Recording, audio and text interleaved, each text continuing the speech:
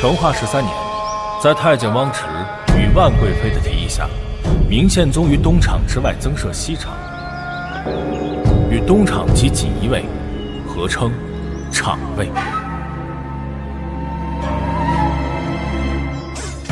难以置信的是，真正厂卫核心人员是由从经历到性别甚至年龄信息都被作为机密的民间人士组成，达到一般人难以忍受的精神及肉体极限的训练要求，被要求掌握诗书礼仪、多国语言、武术、幻术、医术、机关术、奇门遁甲术以及骗赌之术，甚至姬女媚术多种多样技能，从而让厂卫活动范围自京师遍及各地收集情报，下至百姓，上至朝廷重臣，皆活在被秘密厂卫支配的恐惧之中。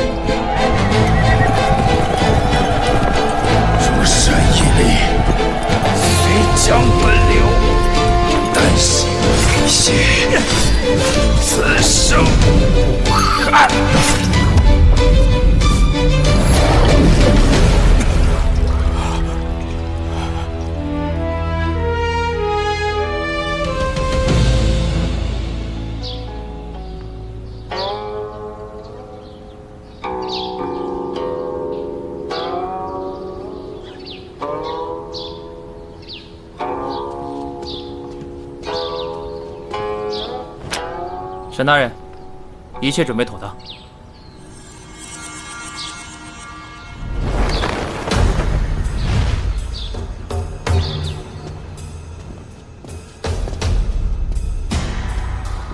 大人，许罪臣李晨阳吏部大狱提人，押送刑场。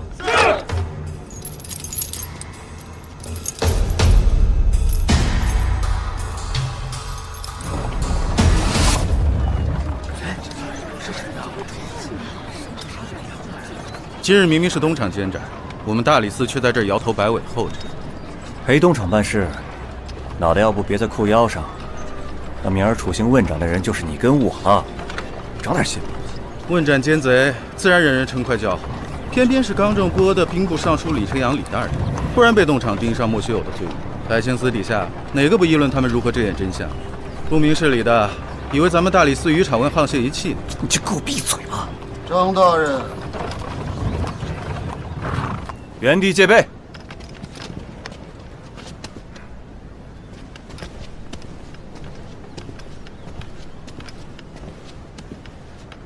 李大人，有何吩咐？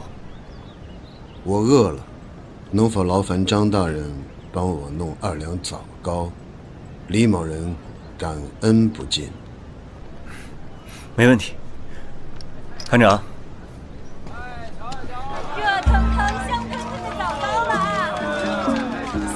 要几块啊？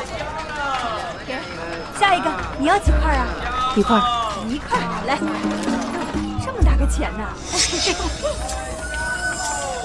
哎，姑娘，还没找你钱呢。哎，我来替你。哎，你要几块啊？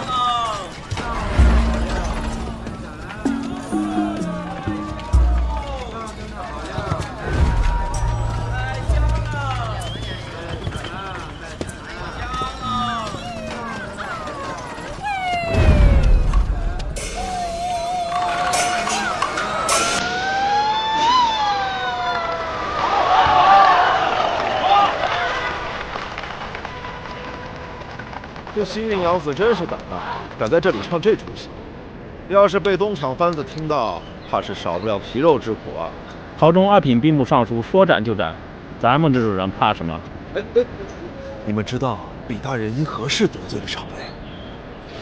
里说是通灵，暗里听说是上奏又给3年前战死的神纪营300将士办案，这跟自己的城有关。结果大理寺就草草结案了。让下。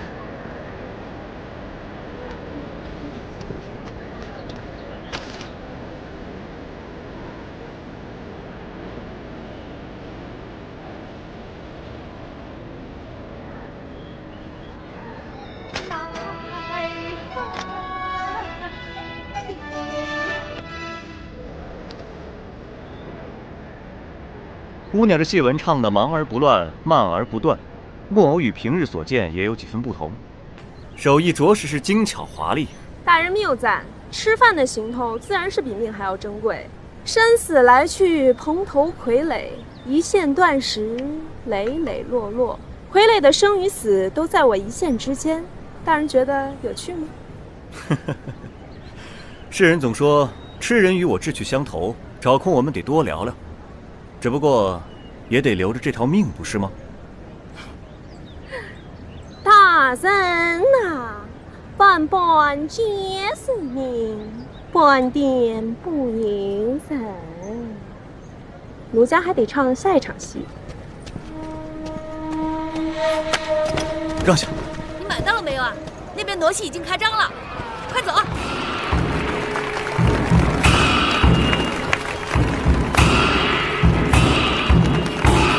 快看，哇，真厉害！他们演得真好。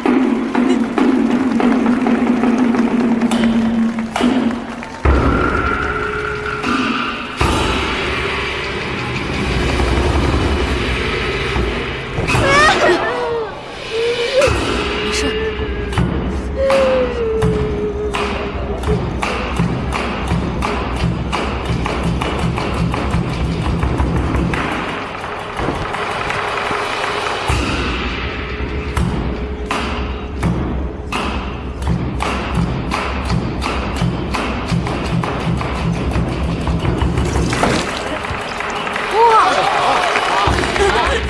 好。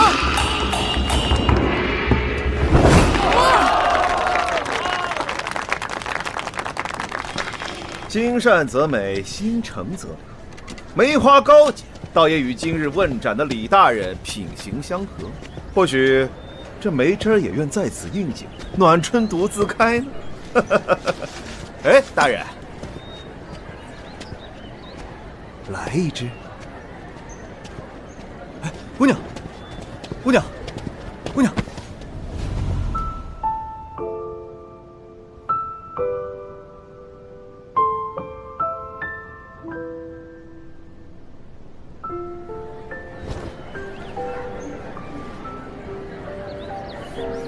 啊，姑娘，枣糕老板找你的钱，你忘了拿了。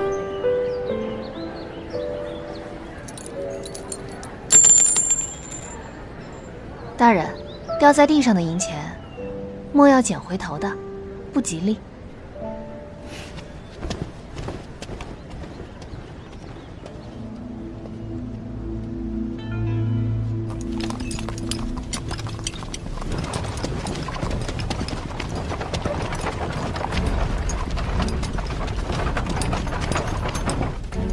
大理寺少卿张毅拜见东厂提督大人。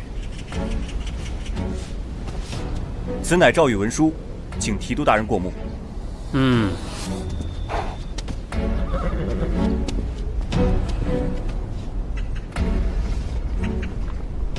提督大人，诏谕文书并无不同，即刻便能行刑。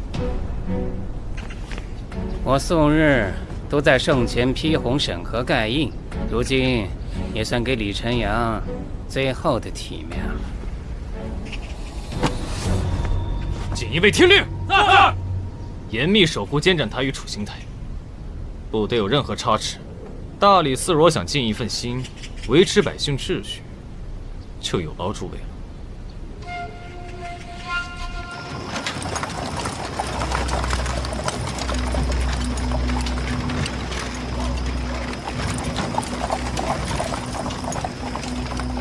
皆是同朝四品官员，你是四品大理寺少卿，他是四品镇抚使，不过是摆着先斩后奏的威风罢了。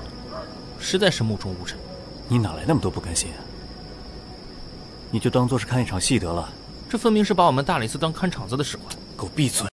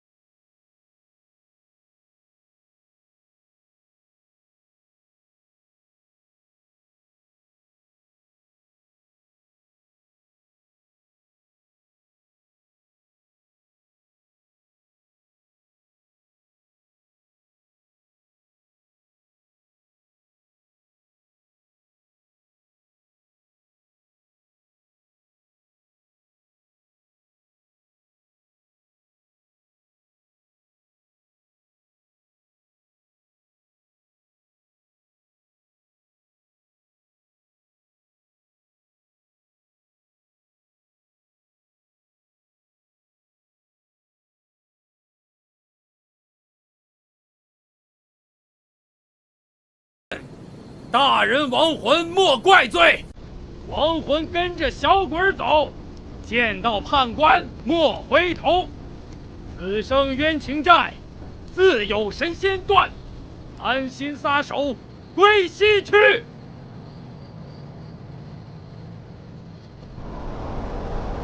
嘿！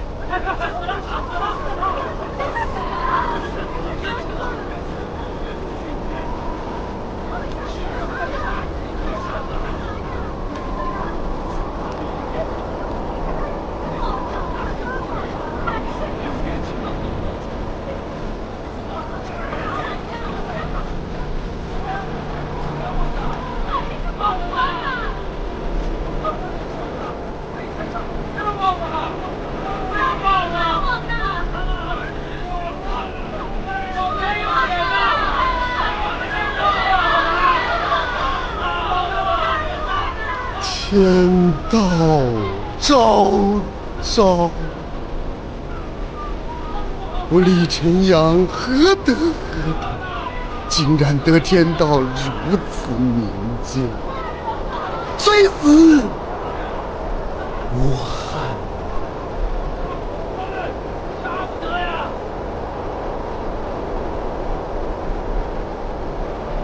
奸贼，看见了没有？这是天道对尔等的惩罚。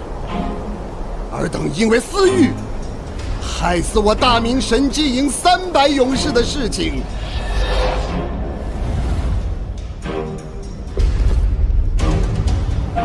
迟早要公之于众。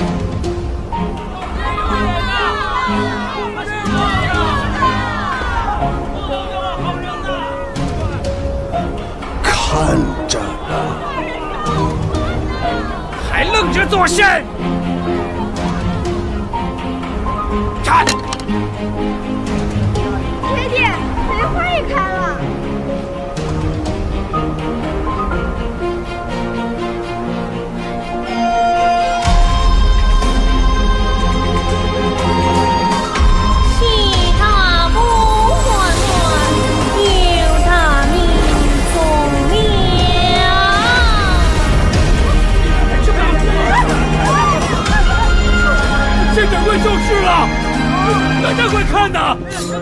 大理寺所有人不得自乱阵脚，协护百姓周全。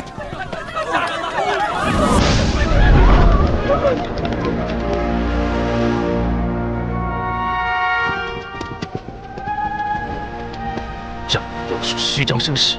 锦衣卫陈立，摆阵阵，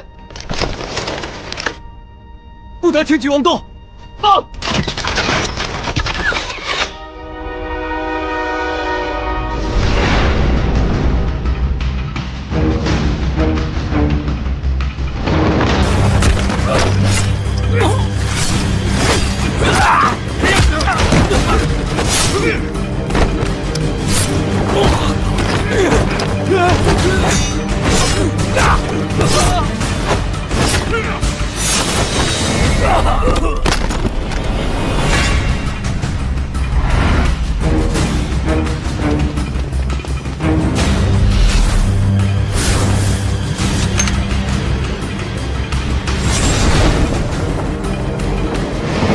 春城飞雪，逢君时。夜幕宵夜，看不尽。冤悲痛惜奈若何？朔风哀岭，终不离。新鬼烦冤旧鬼哭。妾身乃平息世间冤屈的雪女窦娥，特意迎李晨阳前往太平之地，助他平反昭雪。装神弄鬼。区区锦衣卫，妄想阻拦我的，着实可笑。哎，穷寇莫追啊！哎呀，怎么就不听话呢？哎，已经死了一个东厂提督了，绝不能再死一个锦衣卫镇抚使。走。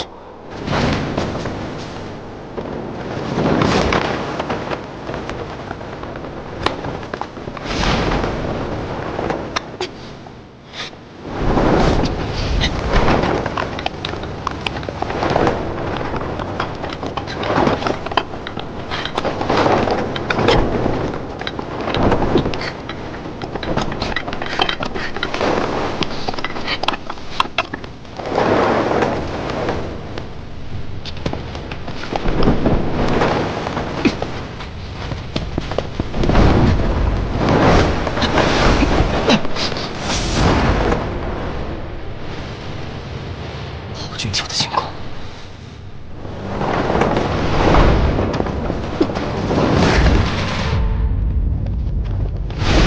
大胆逆贼，休得逃走！能推测出我的逃跑路线，你也算好人物。巨蟒在东，祝融后土在南，入收在西，玄冥在北。日月所照之地，乃四方。我等来自四方，以自身意识护百姓安宁。雁过留声不留痕，你只需记得四方二字。好个四方组织！劫持李晨阳究竟是什么目的？识时务者，尽早将人交出来。哼，识什么物，交什么人？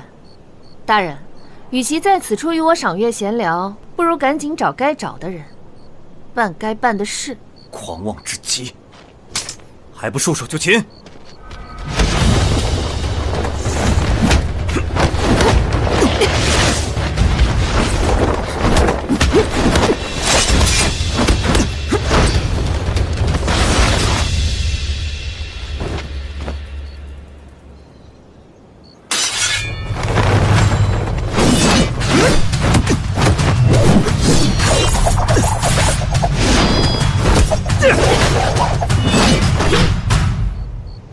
这才是大理寺该有的样子，不过还差得远呢。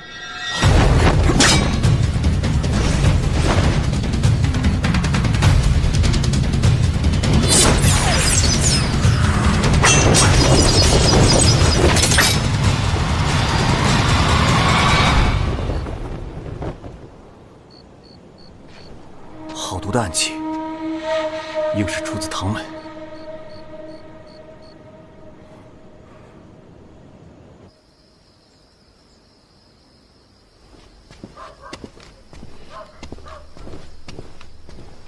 沈大人，这我刚找到了。四象图，到底是何来头？胆敢公然与朝廷东厂作对？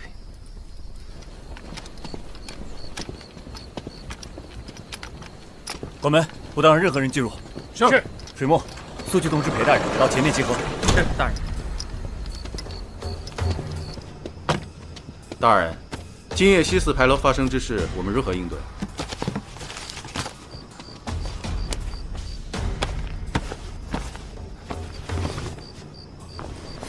丹青、研墨。哦。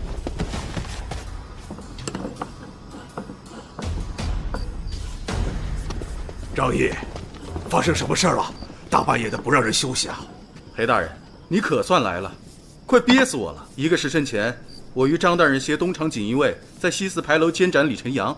开春4月天，天降大雪。不要说书，怎么不说了？讲重点便是。可那些光怪陆离的景象，说哪一段都像说书嘛，感觉都是重点。重点是，我们的监斩大人，东鸡市场掌印太监冯海，在行刑时被刺杀了。啊！哎，裴大人，你幸灾乐祸的上头了。我呸！无知小娃，我这些年苦心经营，只等告老还乡啊！此事一出，大理寺就像套了套子的猴，从此就完了。哎呀，大人，冯海之死可怨不得我们大理寺，自古都是午时3刻阳气最盛斩人，哪有过逢魔有时鬼门大开斩人的？监斩本是大理寺的事，他们非得亲力亲为。你可没见着今日锦衣卫的阵仗，一会儿就可以见到了。开门！人呢？快点开门！里面人呢？开门！张毅，卷宗现在怎么样了？方才补气，等墨气干透，便可奏请陛下。木已成舟，绝对不能把办案的主动权交给东厂。如果交给他们，办不成，肯定拿我们大理寺顶罪。一会儿知道怎么办了。夹着尾巴做人，抬起脑袋做狗。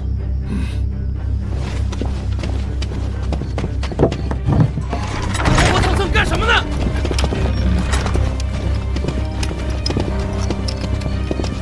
东厂只禀司隶宋大人来大理寺问罪，都混腻了啊！有失远迎，有失远迎。哎呀，大理寺裴元东拜见宋大人。宋大人深夜到访大理寺，所为何事啊？哼，裴大人是揣着明白装糊涂啊！我东厂提督冯海大人负责监斩李晨阳，你们大理寺只派20余人前去协助，导致我提督大人被害，罪犯李晨阳被人劫走，犯下如此渎职大罪，居然问我所为何事？大人，宋大人冤枉啊！天地日月可见。今日大理寺所派监斩人数是最高级别的，乃是大理寺少卿张毅亲自带队啊！我对东厂绝无半分不敬之心。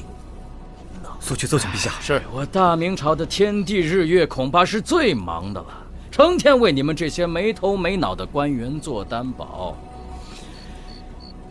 大理寺少卿张毅身在何处？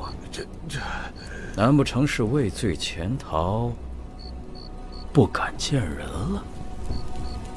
裴大人所言句句属实。大理寺少卿张毅拜见宋大人，方才有失耽误，还请见谅。行刑之时，提督大人与沈大人要求我等在外维护百姓秩序，因此大理寺入不得监斩台，才无法护提督大人周全，酿成惨剧。不过为弥补过错，我大理寺愿全面追查真凶。大人，与我交接李晨阳送予公文的，正是此人。笑话！我提督大人遭害，几时轮得到你们大理寺这帮脓包废物前去调查？我东厂自会查个水落石出。你们只等着一并定罪就是了。哎呦，宋大人，请给大理寺一个改过自新的机会。今日之事已经领了卷宗，一定会给东厂和百姓一个满意的答复。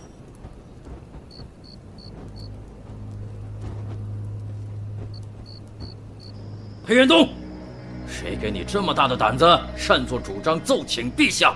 哎呦，宋大人呐！我这是为了您的清誉着想啊！非常时期，提督大人不幸遇难，这多少双眼睛都盯着您荣登提督大人之位呀！这个时候，您亲自率队，他会招了小人的口舌之意呀！好贴心的裴大人，倒是我小瞧你了。不过你所说的也不无道理。传我指令，京师封城3日，由大理寺负责追查谋害提督大人的真凶，以及罪臣李晨阳的下落。锦衣卫镇抚使沈由之负责协助大理寺调查。下官遵命。裴元东、张毅，我给你们3日时间，3日之内必须破案，否则我要拿大理寺上下祭提督大人的在天之灵。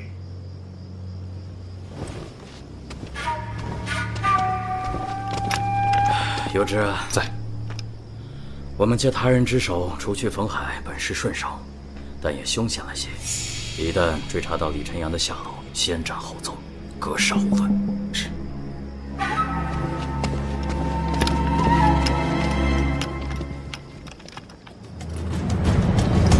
封城3日，捉拿李晨阳。是。可就仔细了。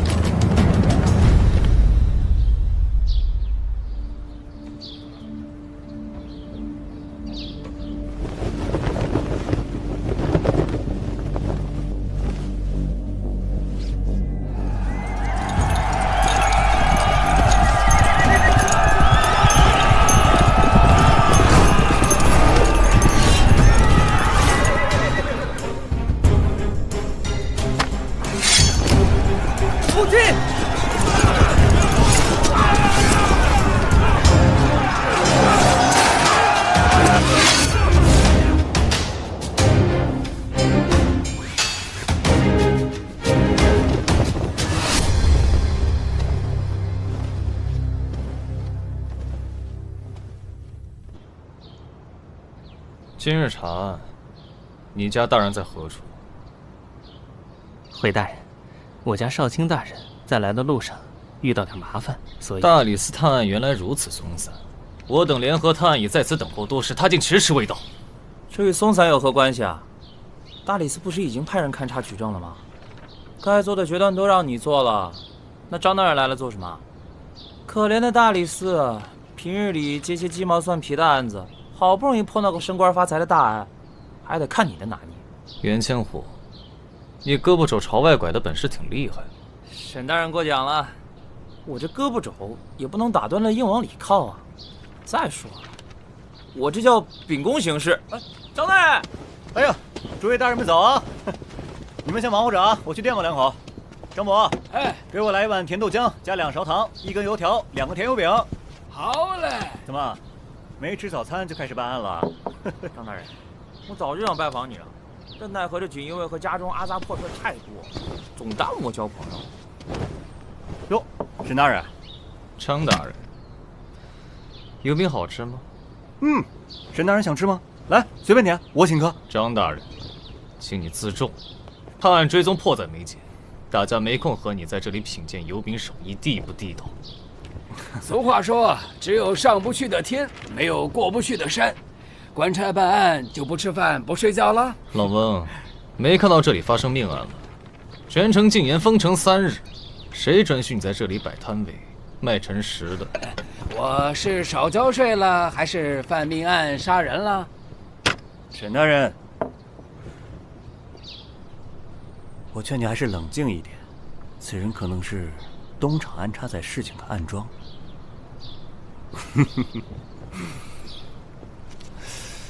既然老王风雨无阻，一直在此，那昨晚命案可看清楚了？那是自然。张伯，哎，昨晚我们也在案发现场，但是当局者迷，旁观者清啊。不如我们听听张伯怎么说。张伯，你说说看。多谢大人抬爱。几位大人，昨日监斩台和往日没什么不同，只是那场雪呀，有些蹊跷。我们先不要否认非常理存在的事物，而是想想应该怎么解释我们眼睛看到的。京城4月天不会飞雪，我们看到的是。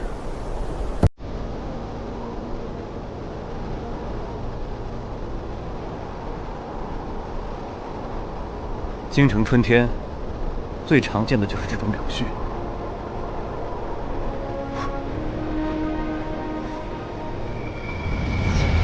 沈大人，沈大人，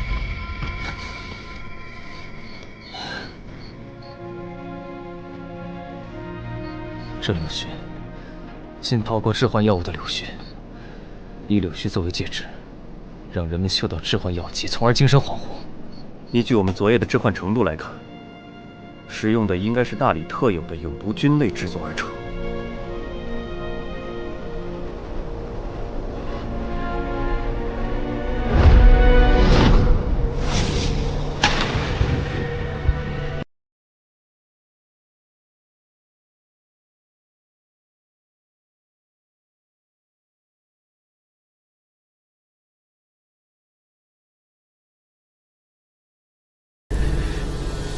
毒阴散，如此反复，实属罕见。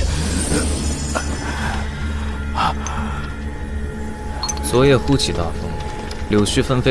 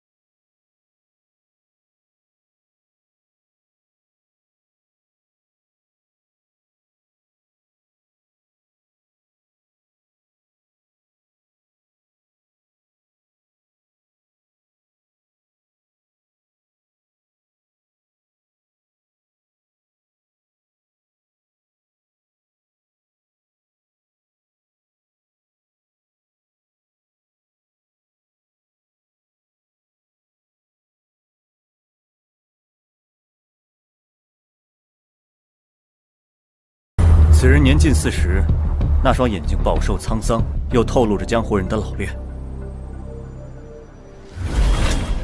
右手，他的右手是一只。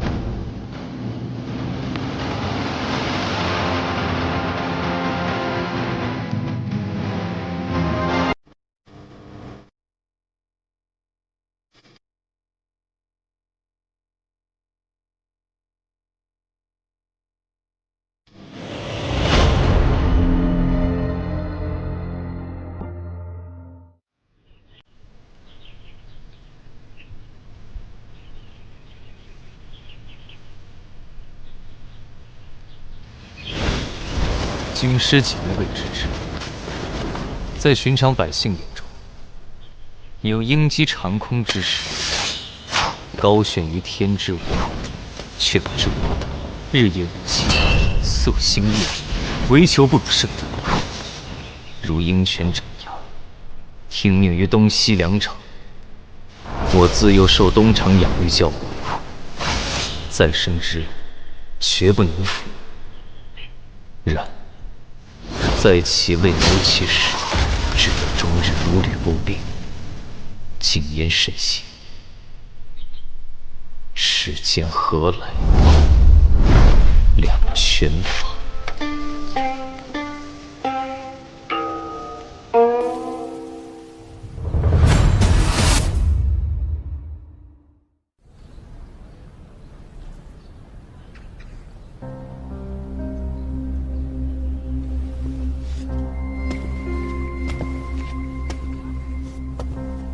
仵作，可断出提督大人死因。回大人，我仔细查验过，提督大人是被箭雨刺入致命之处而死，面容、手臂有被灼烧过的皮外伤，但不足以致命。也就是说，是不可能！我昨天夜里瞧的是真真切切，是锦衣卫下令万箭齐发，他们竟有如此。万不能将冯海之死归到锦衣卫指挥部当。骇人听闻。此事传出，东厂与锦衣卫必将成为全京城的笑话。但眼下，大理寺已知冯海死因。哎，沈大人，人言难控，哪能被人怼两下就要拔刀杀人呢？那沈大人岂不是有杀不完的人？这度量未免也太小了吧！再说了，那张伯命剑哪用得了沈大人亲自动手啊？对不对？这种话不要再让我听到了。不如想想提督大人身上为何会突发异象。昨夜提督大人抱怨过刑场破旧渗水，今日京城并没有雨水，为何会渗水？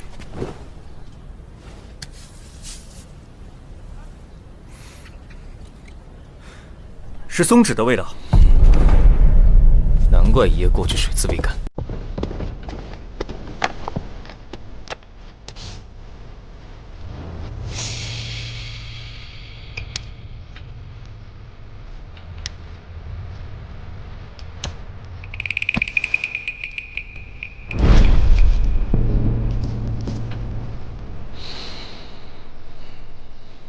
这里面还掺入了硝、黄、樟脑，还有砒霜。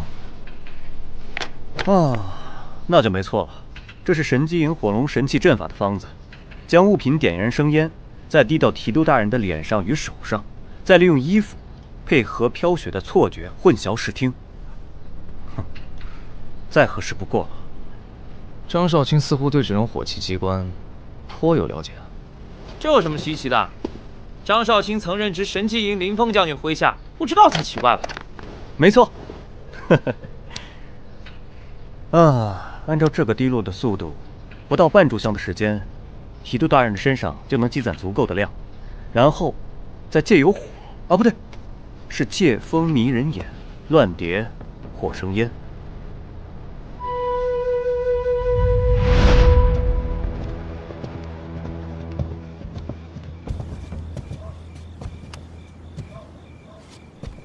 昨日监斩前，我早已让司天监观昨夜天象，会起南风，不会起雾。如果提督大人身上的烟是人为的，那么雾气必然也是人为的。昨夜南边聚集的是何人？都是些唱戏杂耍之流，他们的行头都在那儿备着呢。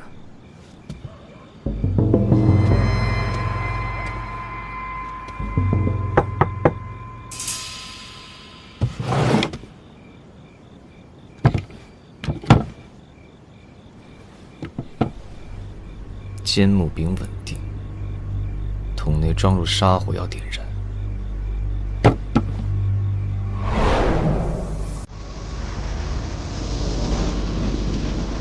生成烟雾，顺南风，飘至监斩台。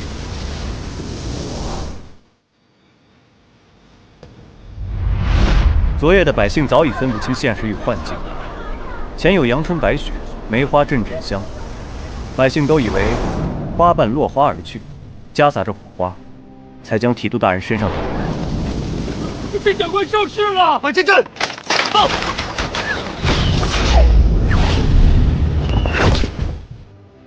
由此可见，提督大人的死并非怪力所致，而是被锦衣卫的箭射死。幻术皆是通过药物或者玄惑之术呈现，所呈现的并不是真实存在的，又或者是障眼法。这样的话，所有的不合理都能够迎刃而解了。可昨夜我参与恶鬼打斗的真实感依旧残存，应该不只是幻术那么简单。镜中看花，虚中有实，能让身经百战的锦衣卫都能够相信幻象的真实性，说明这里面必然是有真实的东西存在。行刑当时，所有人都受了傩戏面具的影响，因此每个人呈现出来的都与傩戏面具有关系。但是世间鬼怪千百万，每个人心中呈现的肯定是不一样的，所以想要识破障眼法的关键其实很简单，找到他们锁定相同的那个，便是真的。这恶鬼行动漂浮敏锐，却能在锦衣卫中穿梭自如，即便被砍成致命伤，都未曾见速度减慢，所以让锦衣卫心生恐惧，失去判断。一棚傀儡木雕成，半似神形半鬼形，刻出形骸假象真，一线牵动变精神。是傀儡术，只要操控者双手能动，便能不死的战斗。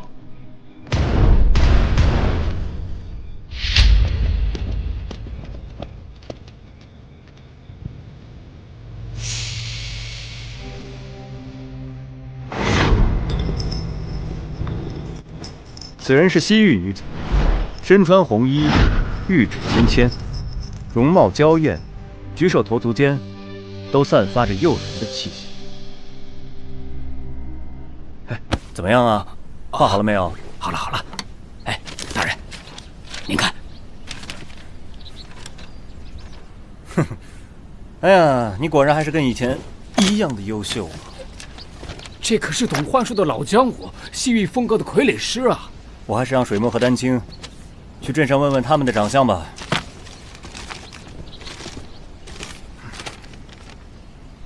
张大人，你确定你没有过于美化刺客？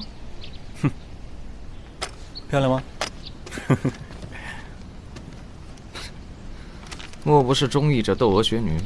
大人们，你们可是误会了。但凡是长相姣好、身段迷人的姑娘，我们家大人都是过目不忘、落笔成画的。我看这姑娘容貌属上乘，恰好正对我们大人所好啊。得了吧，与其说是姑娘，还不如说是小疯子呢。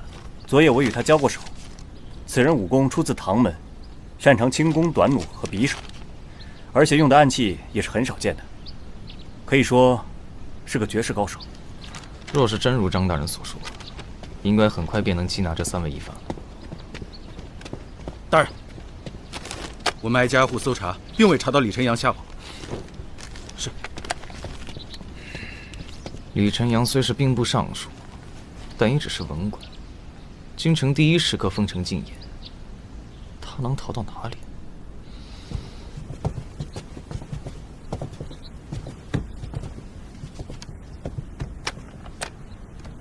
昨夜雪女从天而降到李晨阳身边，但是纵使他有再好的武功，也不可能将一介文官李大人劫持离开法场。我觉得是偷梁换柱。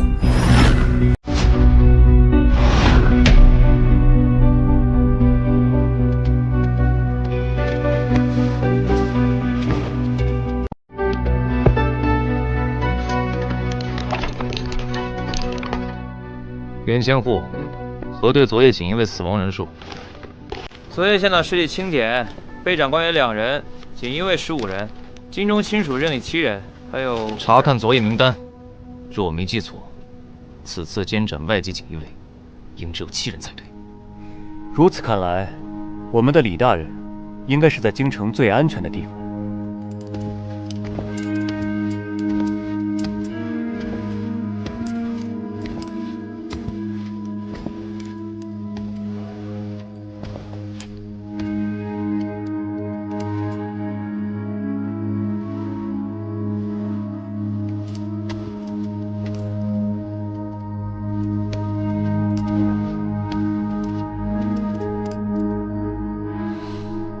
丫头，这点儿讲究，不能随便乱躺的。我负身重，压得住。我是怕你把李大人给憋死。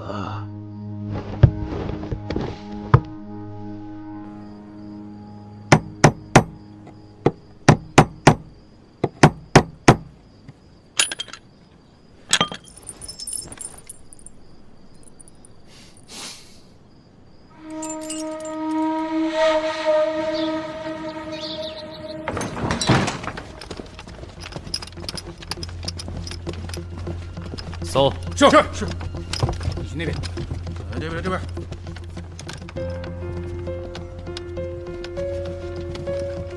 那边看一下。禀大人，没有收到。禀大人，这边也没有。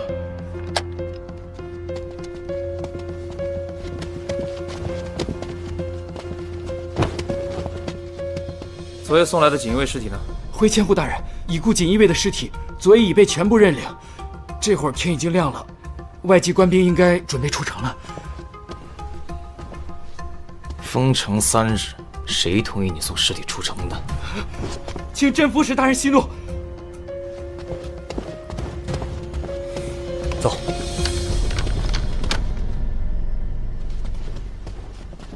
沈大人不必心急。张少卿，不如你来专心缉拿疑犯，我带锦衣卫追踪李晨阳下落，如何？大理寺与锦衣卫共同查案，大理寺自然不会懈怠。不过沈大人放心，我们也安排人在城中缉拿疑犯，这李晨阳肯定是跑不掉的。还是你想的周全啊！明示定元3日，出城核实。这7位外籍锦衣卫大人的尸身需立即送出，返回互相安葬。这是指挥使向陛下特批的文书。慢着！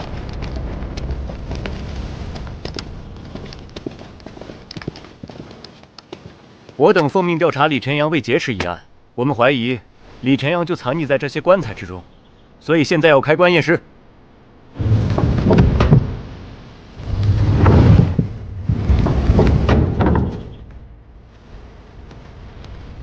这个。大人，不能开啊！这是我们家公子日出途中开棺验尸，实乃大忌呀！来人！大人，开棺验尸！大人，不能啊！大人，大人！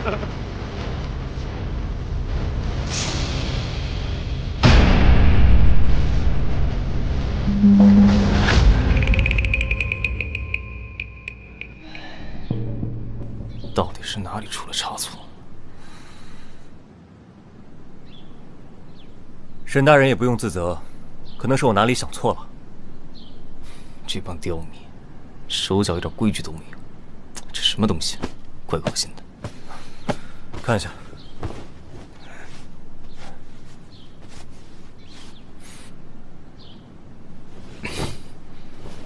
是猪皮黄泥的味道，是易容术需要的材料。刚才是谁帮你哭的？声东击西，他们故意在棺材里面做了手脚，引我们的注意力到棺材里面的尸体，使得我们忽略了带棺材出去的人身上。此刻他们应该已经在出城的官道上了，绝不能让李晨阳逃出京城。连千户，属下在，清点人数，随我出城抓捕。张少卿就在城中守候，以免发生意外。哼，论抢功劳这方面啊，沈大人真是一点都不客气啊。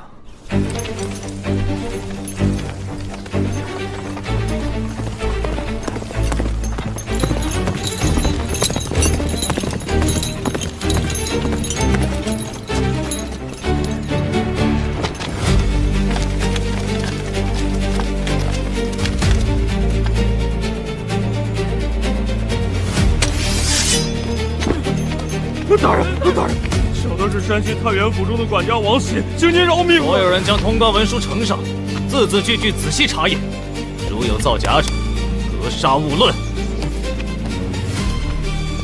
大人，这是他的文书。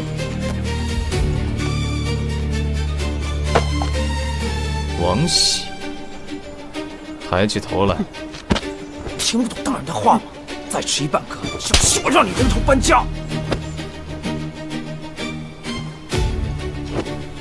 大人，此人的表现不像是装的，若是易容，他脸皮应该有脱落的迹象。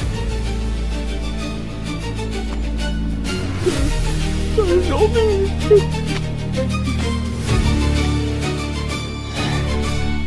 这张皮相是真的，的确无易容迹象。李晨阳连砍头都面无惧色，怎会被我等吓得这般德行？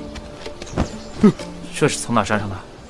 回大人，是小的在拉小少爷支针时，在棺材上蹭到的。本以为没什么事，就没去管他，不想让大人遭了晦气。大人饶命！大人饶命！大人饶命！算了，饶命啊！大人饶命！拉棺材的其他人到了何处？回大人，听说是回了就读江南的官家。你该是知道锦衣卫行事，念在你家小少爷曾经为锦衣卫效力，金宇之是不与你们计较。多谢大人，多谢大人。倘若是山西府传出关于今日的任何闲杂话语，休怪我等不念过去情面，还不赶紧滚！多谢大人，多谢大人。快走！多谢大人，谢谢大人。沿着所有离开京师的官道、小道追击下落，调查清楚所有人的身份，回来交理。如有异样，格杀勿论。你这奸诈淫贼，诬陷重量，谋杀无辜百姓，劫富济伤，谋求私利，实在是罪恶滔天。今日我便要取你性命，打入那18层地狱啊！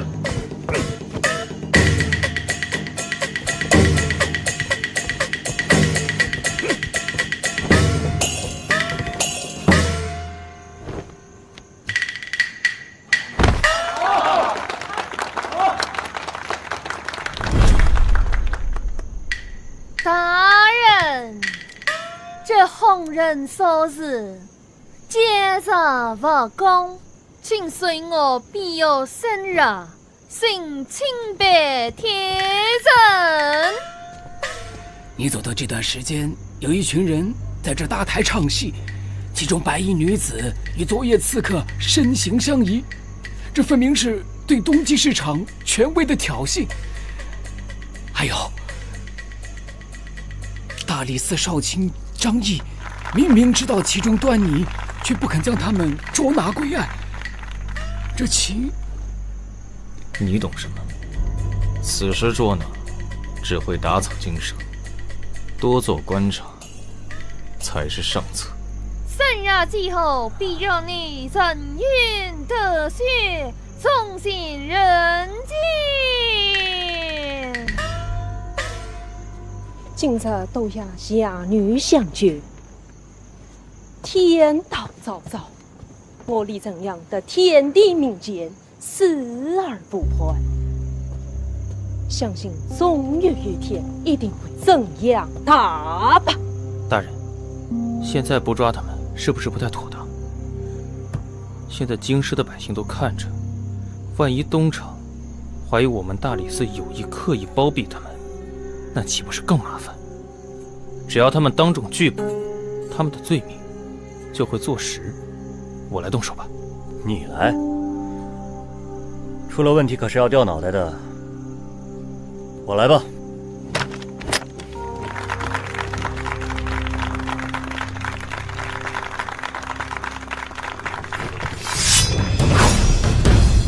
大胆嫌犯，还不束手就擒！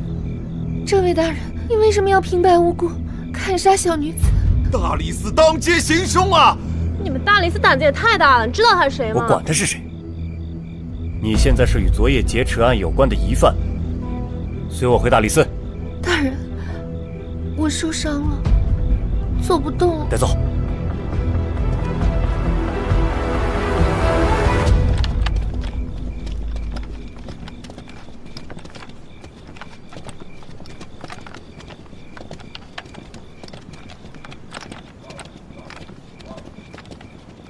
沈大人，有劳张少卿，这案子有了新的进展。沈大人客气了。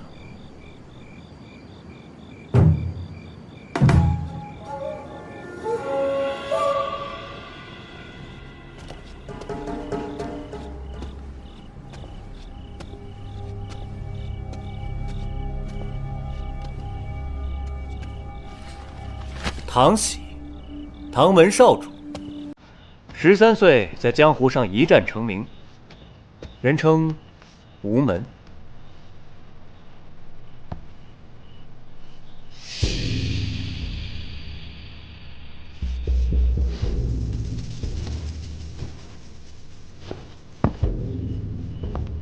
把腿给我放下去，有没点规矩？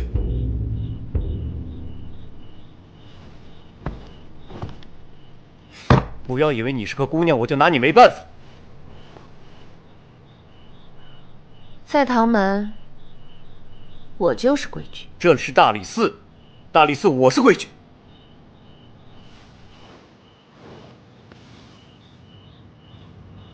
哼！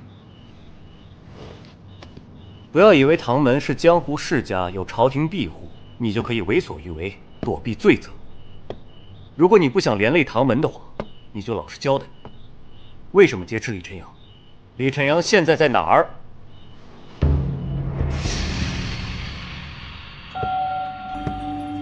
说话！你回嘴的本事呢？本事自然是有的。我乌千骨游历四方，阅尽了这天下奇门方术，你等俗人安得其法？这么说，你是承认自己伙同唐喜、渊然，以精妙幻术之法劫走李晨阳？哎，李晨阳如今在何处？镇副使大人，我何时承认了这要命的罪状？我乌千骨虽是个不入流的江湖中人，但也不能如此的栽赃嫁祸。不是。那你又怎么解释在行刑之前赠予百姓含有幻术粉的梅花枝啊？当然是为了赠人花香的风雅之趣。再说了，刑场那种幻术怎算精妙？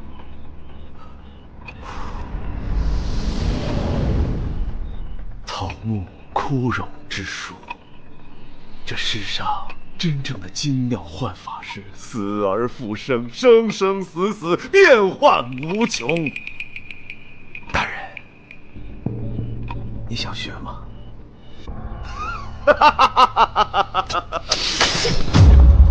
你个妖人，李晨阳在哪儿？哦，大人似乎不在乎生死名誉，那为何眼神中透露着些许的兴趣呢？是双亲已到了迟暮之年？不对，不是双亲，是至亲。能把大人教养得如此可爱，定是位位高权重之人。你们在谋事！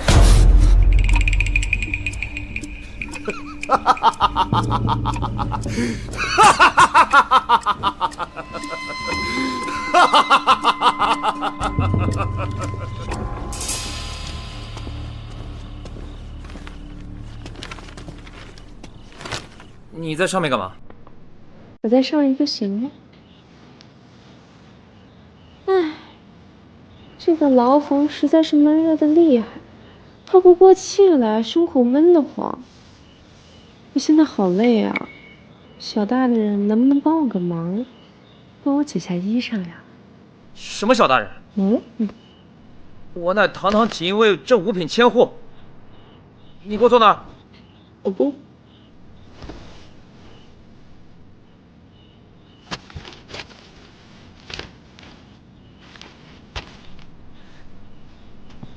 天然，西域人士。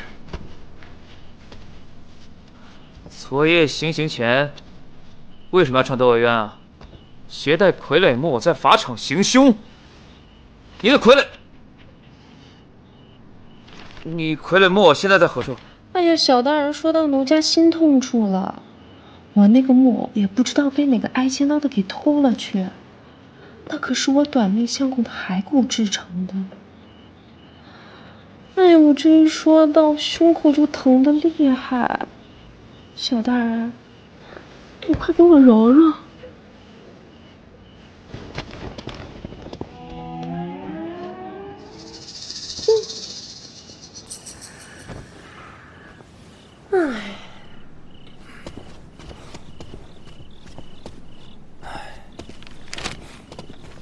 怎么样？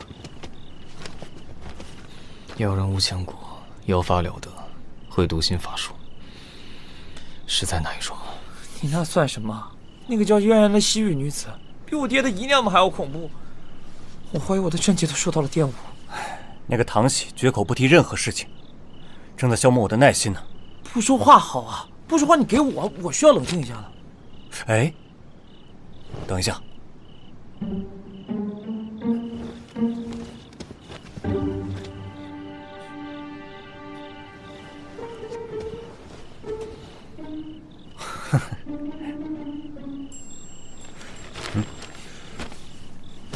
走。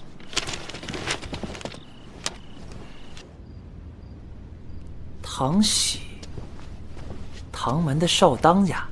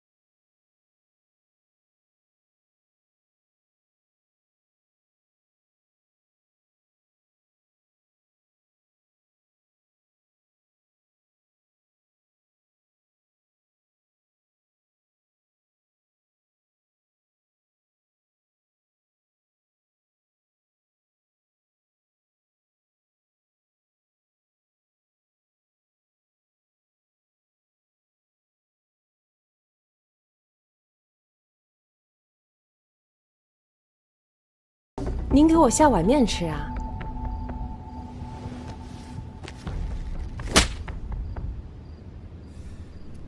哎，我很好奇，以你现在的武功，是不是可以屠杀整个大理寺再逃走啊？反正你都把冯海给杀了。原来屠杀这个词，在大理寺是褒义词。让我好好瞧瞧你通体的官服。我记得大理寺少卿好像是战场上归来的将士，对吧？是见不得红了吗？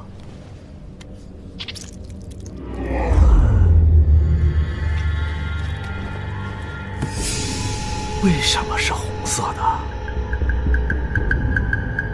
是夕阳霞光，是战旗铠甲，是猩红好似将士血吗？啊！告诉我，你看到了什么？是什么？么让你如此痛苦？走开！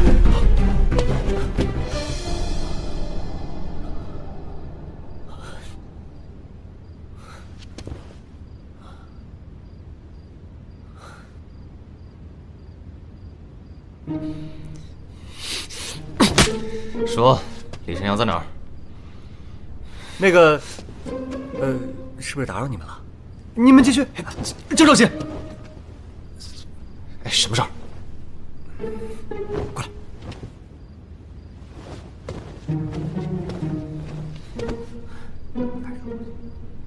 啊，这如何了得？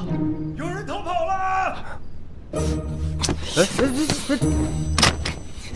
不是，这给我了。这不巧了吗？这不是刚才抓我们进来的张大人吗？发生什么事了？没事儿，能有什么事儿啊？你们这些大人物就喜欢弯弯绕。哎，我顺便问你一嘴啊，你跟唐喜关系怎么样啊？跟你有关系吗？跟我当然没关系啊。不过他刚才劫持了袁千户，逃出大理寺，是不是跟你有关系啊？这疯丫头她还是人吗？我赶明儿就跟唐门那几个老不死说，他做了这天打雷劈的事儿，我真是猪油蒙了心了我。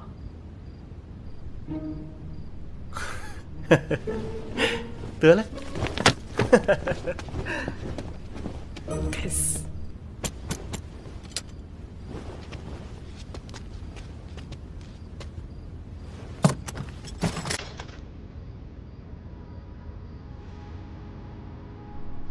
这奉承不行，改成威逼了，来真的了。严刑峻法，破奸鬼之胆，只要撬开一个人的嘴，就不出其他人开不了口。大人，刚刚是怕了，还是怕我知道你点什么？哼，刚才你的确是勾起了我某些回忆，不过巧了，刚才我在外面放松的时候，正好听到了渊然姑娘与沈大人在密里调油，一不小心就说出了是唐门长老让他在唐喜身边护他周全。张大人的连环计低级了。怎么会？毕竟锦衣卫用的东西，你比我更清楚。这世上只有场卫不想知道的事，毕竟这个可是曾经你调制的，它的药效和厉害，相信你比我更清楚吧。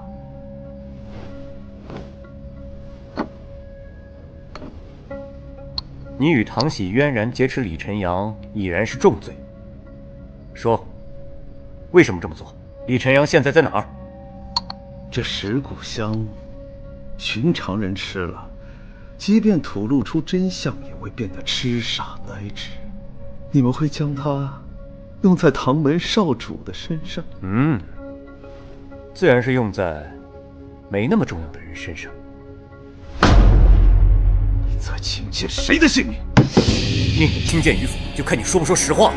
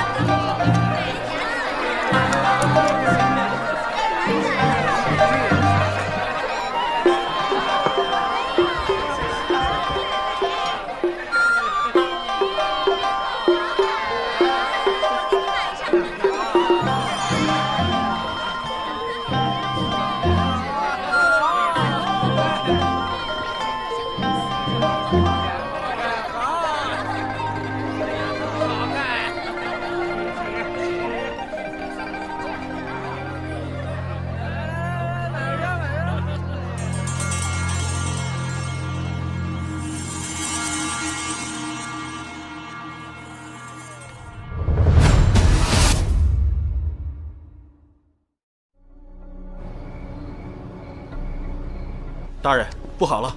什么事？有人提出要夜审3位疑犯。谁？是我。在下顺天府第一讼师陆世杰，受唐门委托，这是上诉文书。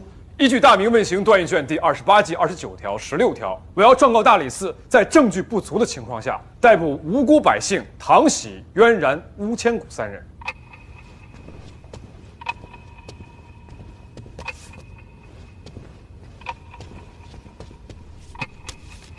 多谢陆宗师救我们于水火之中，我这把老骨头受点委屈倒是不打紧，可怜我这渊然妹子，本就身子柔弱，好端端的还被刺激出了异常。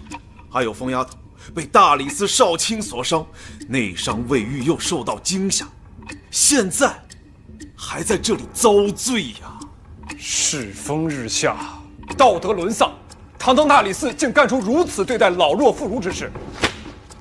裴大人，依据《大明问刑断议卷》第28纪29条、4条、10条、15条，我要加告大理寺对老幼的拷问精神凌虐，企图以严刑酷法屈打成招。依据大明律例，尔等追加问责并无不妥，但此次案情经由东基市场锦衣卫插手，这……陆总师，他们3人虽是被大理寺抓捕归来，却是受我锦衣卫所托。别说是抓捕、审问、动用私刑，便是将他们就地处死，也是我等权力范围之事。此番追加问责，不予成立。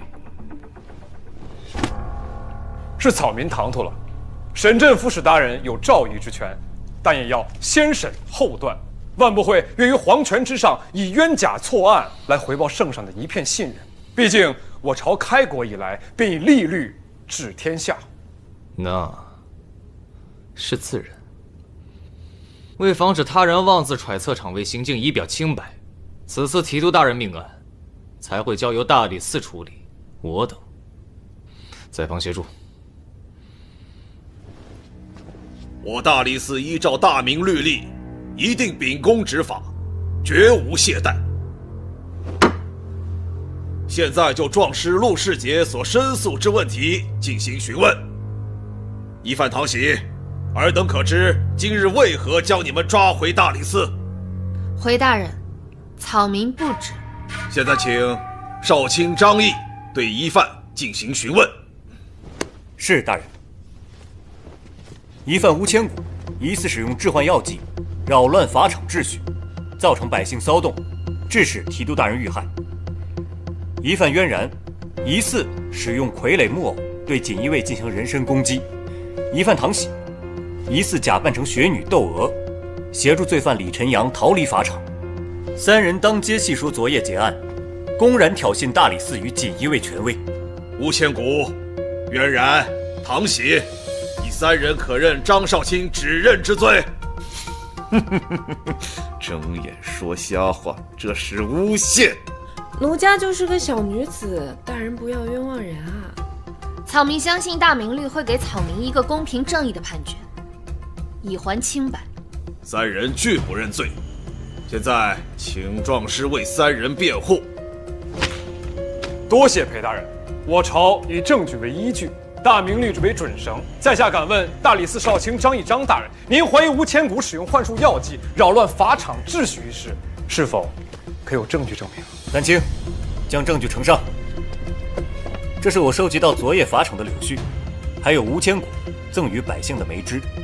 这两个物件中的药剂混合在一起，会使人产生强烈幻觉，并攻击伤害他人。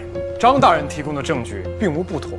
昨日在下也曾目睹现场之事，今日听大人们解惑，顿时让人迷雾。吴千古，这梅花是你所赠百姓之物。回大人，这梅花确是小人之物，但其中的药剂是为了催化梅花的开放，并无害处，能让嗅到梅花之人心旷神怡。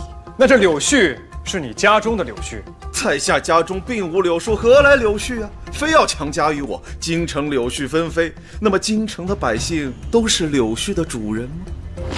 诸位也听到了，吴千古承认赠予百姓梅花，但并不认柳絮之事，只因梅花当中一无害药剂，便诬陷身为方术师的吴千古，未免太过草率了吧？可是柳絮当中确实有吴千古调制的药剂。张大人，大理寺是找到了吴千古亲自手写的药剂配方，还是此配方出自于证人之手，亦或者是采买药剂的票据？目前还没有有效证据，那就不能将此断罪。无证无据就是栽赃，是嫁祸，是张少卿办事查案还不够周全。裴大人，沈镇抚使大人，大理寺万不能冤枉这样一位江湖艺人，而寒了整个京城百姓的人心呐！我只求各位大人能够公平公正罢了。顺天府第一壮士，并非空有其名。陆壮士，本官自有决断，已继续询问。张少卿，渊然所犯罪过的证据，请大理寺仵作上来陈述。禀大人，从已故锦衣卫大人们的尸体来看，致命伤为身陷幻术，绣春刀互相砍杀所致，但尸体上的刀伤却又不同于锦衣卫绣春刀的刀伤，因此，我推断为是渊然在利用装扮成恶鬼的傀儡木偶，混在锦衣卫中混淆视听，让锦衣卫怀疑自己所见之物的真假。这世上怎么可能有人操控与人同等大小的傀儡木偶，并且伤人呢？昨夜在场众多的百姓证人当中，有谁能够证明是渊然操控所谓的傀儡木偶，并且伤人呢？亦或者是找到那伤人的傀儡木偶，也让小的见识一下。昨夜百姓皆中幻术，大家混乱中只顾着逃命，没有人看到他是如何操纵傀儡。至于傀儡现在在哪儿，那就得问罪犯渊然了。奴家的傀儡就是唱戏的木偶，如何到达得了伤人的地步？大人未免也太看得起我了。这么说来，只是因为案发现场发现了傀儡尸，并将傀儡推测到了傀儡师身上。张大人凭借着自己的猜测跟想象，给这样一位西域妇道女子断罪，着实让人怀疑林有异域歧视。大胆陆世杰，不要无中生有，暗度陈仓。小人不敢。若大人想要为渊然断罪，即可发布悬赏告示，找寻昨夜的百姓证人。现在与我这公堂之上口舌之争，在大明律法面前毫无意义。张毅，你办案怎会如此草率呀？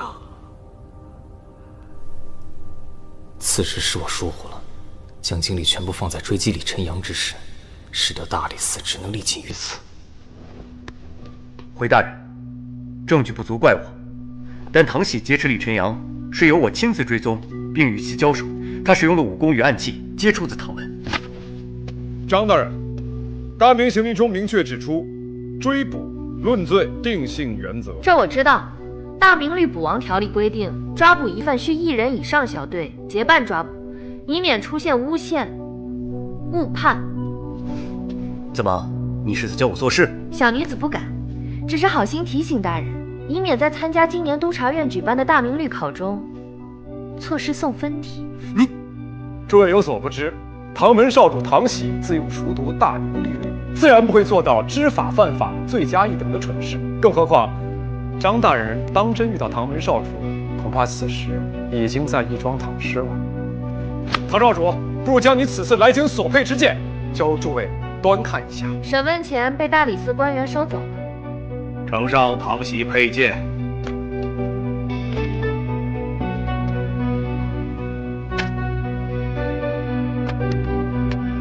这是。 这是明太祖亲赐我先祖的尚方宝剑。若昨夜我持此剑与张大人交手，绝不会手下留情，能先斩后奏的，可不止场位。不过这尚方宝剑又不能证明我的清白，我不过是小小的炫耀一下。我府中还有3块丹书铁卷，实在太重，不然也一并带来。今日疑犯个个有备而来。 实在是小瞧唐门少主的本事。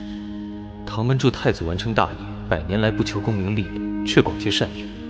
杨毅，此次参与李晨阳案子，莫不是另有企图？破案之事虽刻不容缓，但你心浮气躁，却适得其反。自罚30大板，以儆效尤。念你重案在身，降为10大板。大人教诲，属下铭记在心。 本官大理寺卿裴元东宣判：吴千古、唐玺、渊然无罪释放，但你3人仍有部分嫌疑尚未排除，京城封城3日期内不得擅自离开。为证清白，自然听从大人安排。退堂。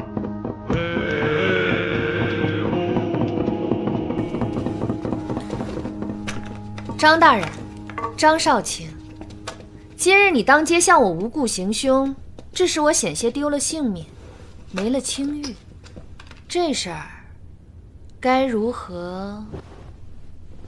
哼，干嘛？跟我耍无赖啊？你明明武功这么高强，你为什么不还手？我若还手，岂不是要背一个伤害朝廷4品命官的重罪，被你们扣在大理寺？还是说再请陆颂师？ 为我们走趟流程。那你想干嘛？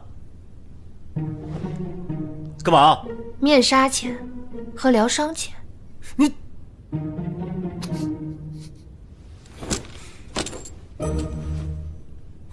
都给你。我们走。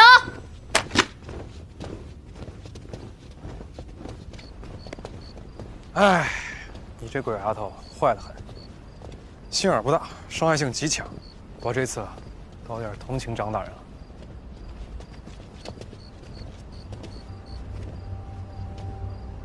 行了，我算看出来了，各位啊，都是身怀绝技、走惯流程的江湖人。大理寺这一遭，我还是头一次上花轿。陆先生乃睿智之人，并不讲明真相，却有指引他人到另一番真相的本事。只是，这张大人。 看你的眼神似乎不太友善。唐玺带着尚方宝剑入京绝不简单，万不可放他们3人离开京城。14人。案发当夜，我见到过陆师姐，我当时以为她只是闲人过来凑热闹，现在看来，陆师姐在这个案子中也起到了关键作用。每个人都有，每个人都有，每个人都有。 都有，哎，每个都有，都有。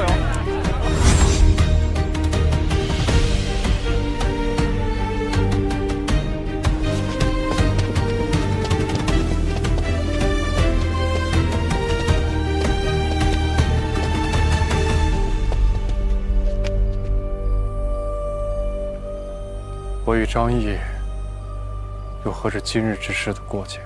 收起你满脸沮丧的表情。 不要忘了，我们现在是去见谁？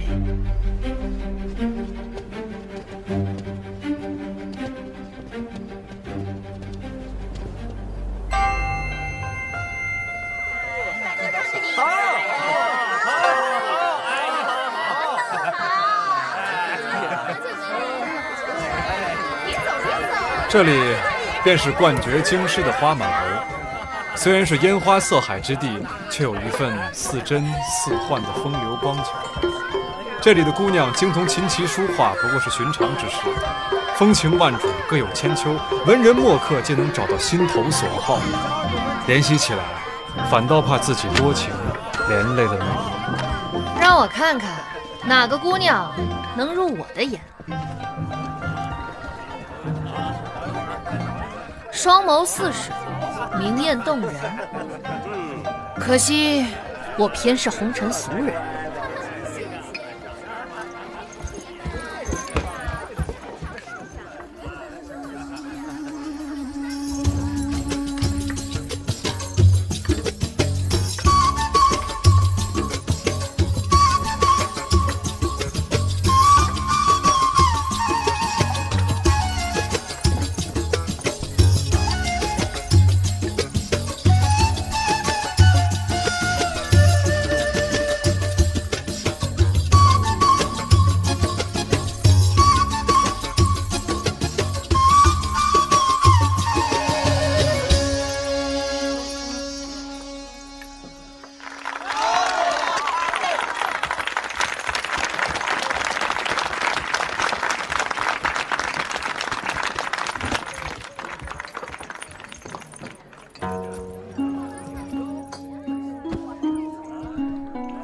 找到了，真乃人间艳娘子。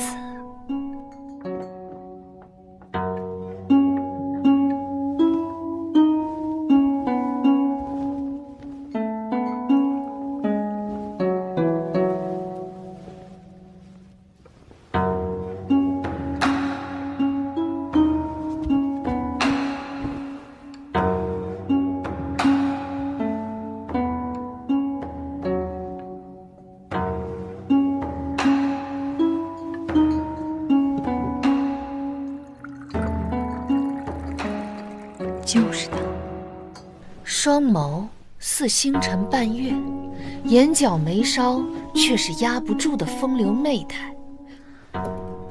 若我是少年郎，必与佳人夜夜笙歌到天明。少主好眼光，这便是引荐我们到此的花说月花娘子。得了她，整个花满楼就都是你的。俗了。你若是图了花满楼的密报和价值来看这位美人，就永远都配不上她。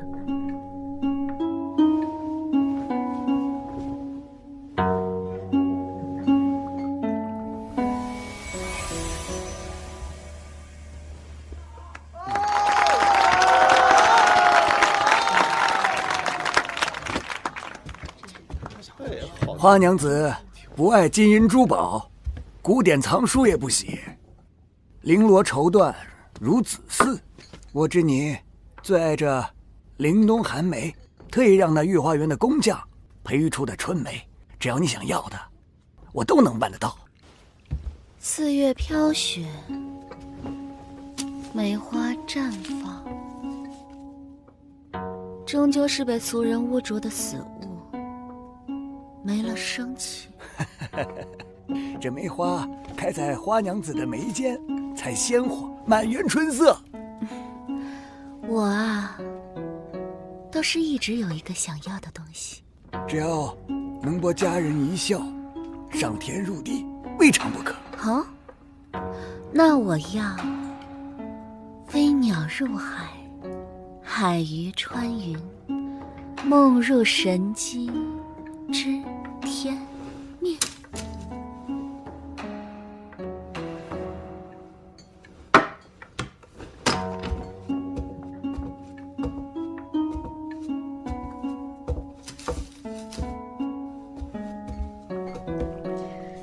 实在是个妙人，极少有女子能如你这般洒脱自在。唐门少主与传闻中一样，是个疯癫看不透的人物。你们的雇主已等候多时了，请随我来吧。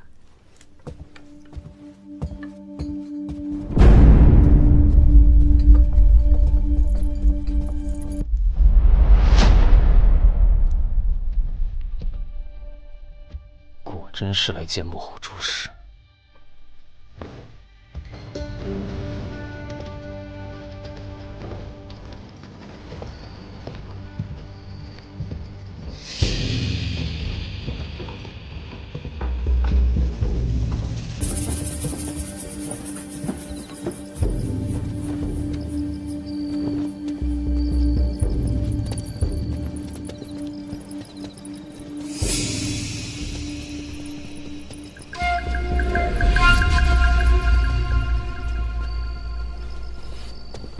分明是江湖中人，却能把东厂与锦衣卫玩弄于股掌之中，本事确实了得。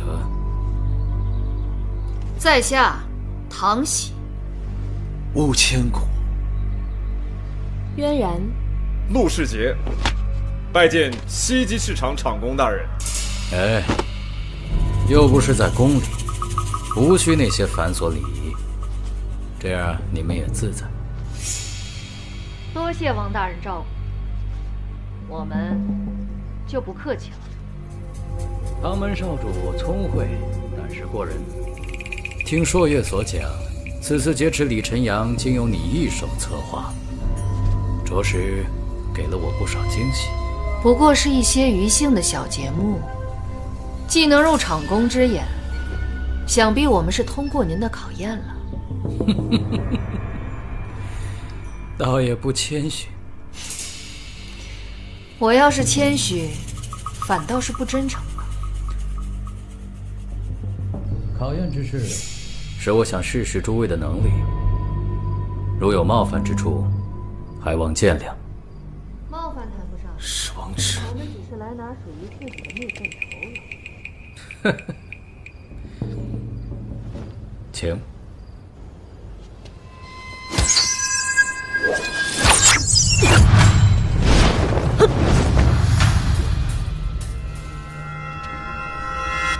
东瀛忍术，往直走狗，请多指教。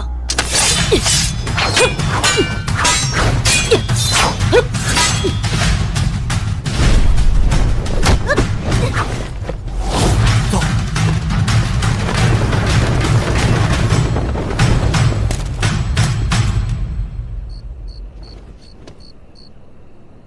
你急于立功，我能理解，但是连跟踪这种蠢事你都能做得出来。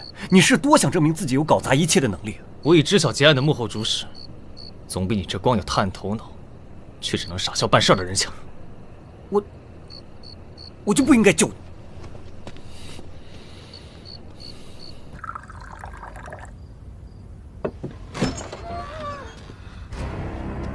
沈攸之被张仪带走了，怕是东厂已经知晓您与此次劫案有关。我就是让老东西们知道，最近是谁在敲打东厂，认清楚自己的身份和地位。下去吧。是。我想彻底铲除东厂在朝中的势力，故而需要诸位的协助。接下来要做的事，可不单单是善后李晨阳之事那么简单了。汪大人，抬举了。西厂如今势力在东厂之上，更何况，您应该比我们更加了解东厂厂工商华的底细。哪里需要，我们这些江湖人士小打小闹的协助。这会儿又谦虚了。东厂的势力在朝中盘根错节，想要铲除，并非易事。但若是皇上对东厂失望了，那就不同了。所以我需要找到东厂真正搜集密报的地方，得到所有对东厂不利的账簿与材料，而这些事情只能由你们去做。汪大人是想找一群即便是计划失败也不会暴露自己的替死鬼。大人算盘打得不错。这是件有趣的事，但需要您的全力配合。我们与您之间除去彼此利益的绑定，就只剩下您不会对我们杀人灭口的信任。唐门少主看得果然通透，我喜欢和聪明的人做事儿。您帮我更进一步靠近东厂厂工商华，才能打探出更新的消息。如果东厂真正的密报搜集地那么容易被找到，就不会让您如此费心了。简单，老东西最近有病抱恙，也该去见见。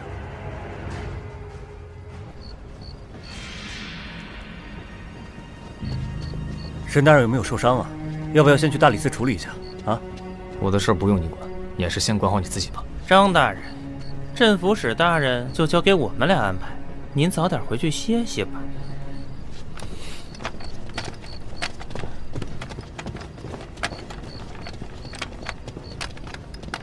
哼，看来这位沈大人也是个了不得的人物啊。哎呀。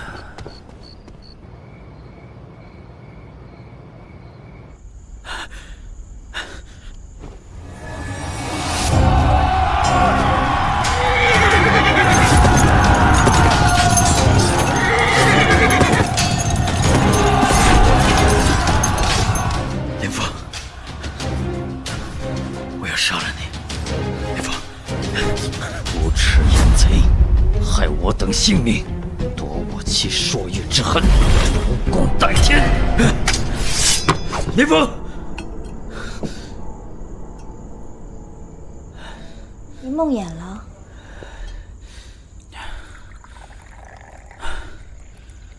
昨夜突然听到张毅这号人物，让我想起不大爽利的旧事。你无需向我多解释，你是一人之下，万人之上的厂公大人，即便要了我的命，何人敢多言语？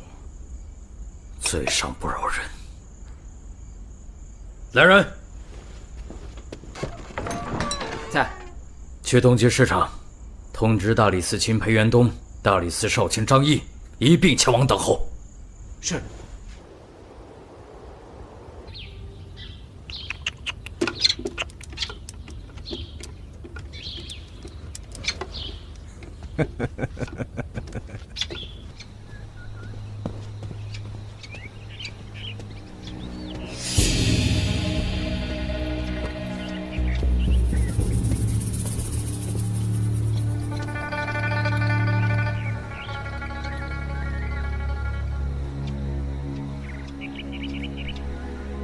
有志，什么事情让你险些乱了方寸？瞒不了您的眼，西极市场督主汪直到东城已是打听了责了。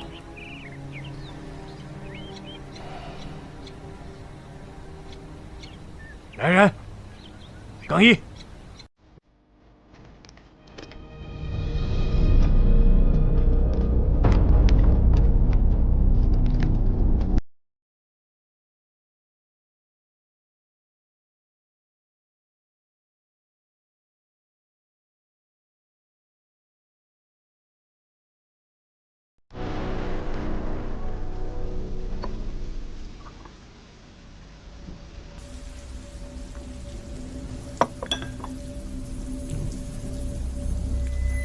报好了，这可是万贵妃的新宠，若出了什么差错，不仅你的脑袋要落地，或许你们东极市场执笔太监的位子都要换人了。汪长公，我执笔太监的位子换不换，是圣上的决断。难不成你现在都能替圣上做主了？哼！看来新上任的宋提督想试试我西厂的能力。哼，好，明日我就奏请陛下，满足你的要求。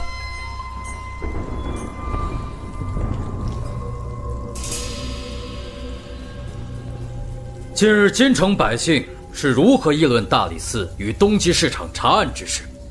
裴大人可曾听闻？下官略有耳闻。大理寺抓捕疑犯，最后却将疑犯无罪释放，让大理寺与东极市场沦为百姓茶余饭后的笑柄。此事总要有人担责，免得朝中之人争相模仿。老臣自当有愧，为表谢罪，明日便向圣上请旨辞去大理寺卿一职，告老还乡。哦，裴大人能有如此觉悟，实乃朝中之表率呀。回汪长公大人，此事错不在裴大人，是在下探案心切，擅作主张，才造成大理寺与东极市场如今的局面。下官愿承担所有责任。张毅，是个敢担事儿的主，既然毫无证据，捉拿疑犯的蠢事是由大理寺少卿张大人一手促成，那么法令者，治之具，而非治之清浊之源也。本朝太祖重法制，就编30卷大明律例，哪一卷提到了由于大理寺官员办事不力，遭百姓诟病而治罪的？义父，您误会了，您抱病有恙，休养生息，结果是这帮无用之人偏让监斩李晨阳的冯海遭难，罪臣李晨阳逃跑，至今没有音讯。这桩桩件件之事，都是东厂的奇耻大辱。此事总要有人担责，免得朝中之人争相模仿。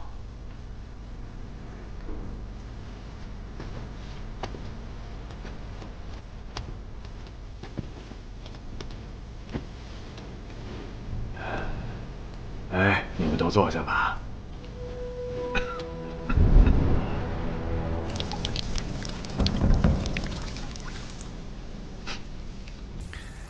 王长公抬举了，如今我已风烛残年，剩下的只是这个年岁，哪有资格再让您称我做义父？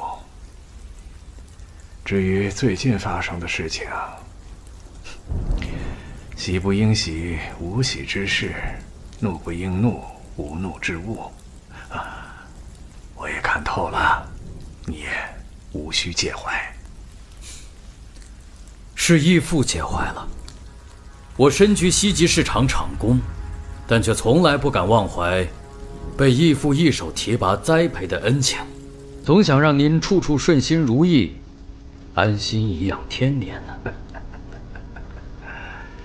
时以虚之，虚以实之。你我以诚相待，诚之以信。至于王长公看重我修身养志之事，那就不应以小节伤大节。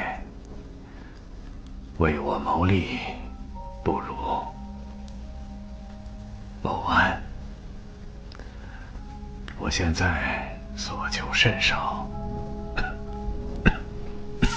汪长公，这大清早，你以西厂的名义来东厂兴师问罪，哪曾哪面视长公为义父孝敬了？孝敬，自然不以言表。把我为义父准备的礼物呈上来。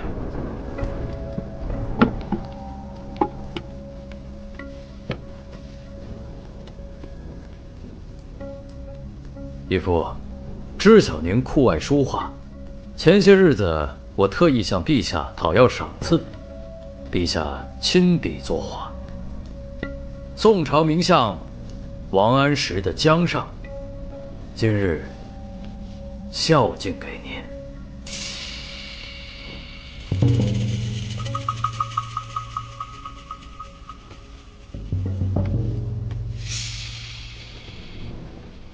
请王长公替我谢过陛下，我一定将此画小心地挂于屋内。将我昨夜抄写的《出师表》回赠于陛下。如此，我想义父的心情定会顺畅许多。至于你们，东厂不在乎这些没脸面的事，我西厂也不再追究。但记住，事情终究是要有结果的。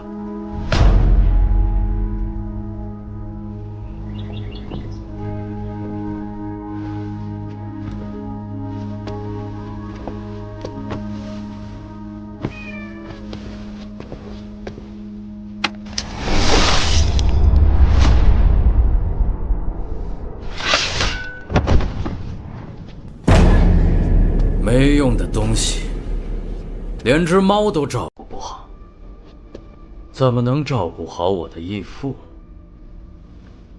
小喜子，小的在。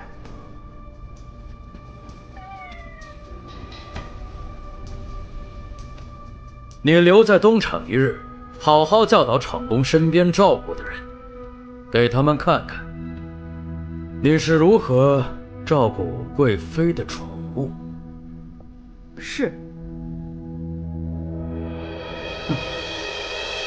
汪督主，陛下与贵妃娘娘大喜，召您速速入宫。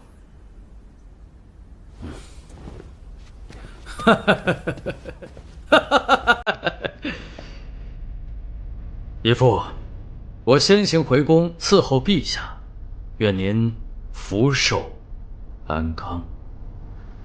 有劳汪大人了。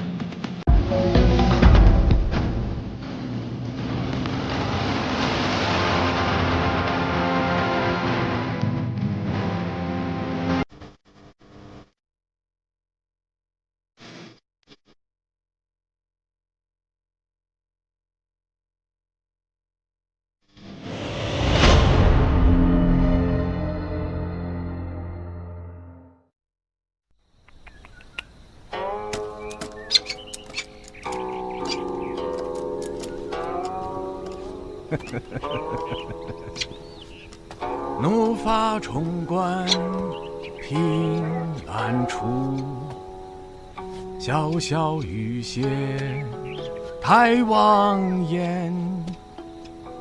仰天长啸，壮怀激烈，三世功名尘与土。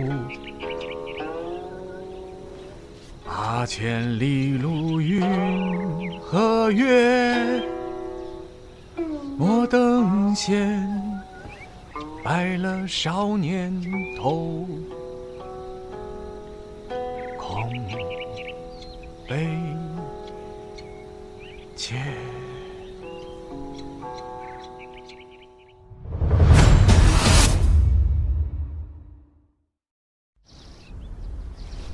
督主大人，小的去给小东西找点吃喝。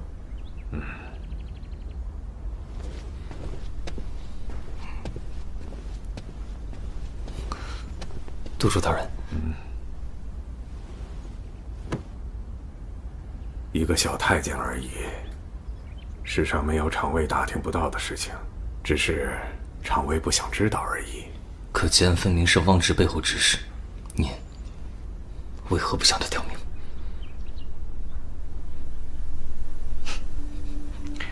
你今天能隐忍不发，也算是进步。这个案子一定要有个结果。至于过程如何，已经不重要了。汪直不会丢车保足，他只是借此机会敲打一下东厂而已。由他去吧。你只管和大理寺的人去查案，搜集一番证据，找到李晨阳才是关键。至于东厂之事，无需操心。一切听由督主大人安排。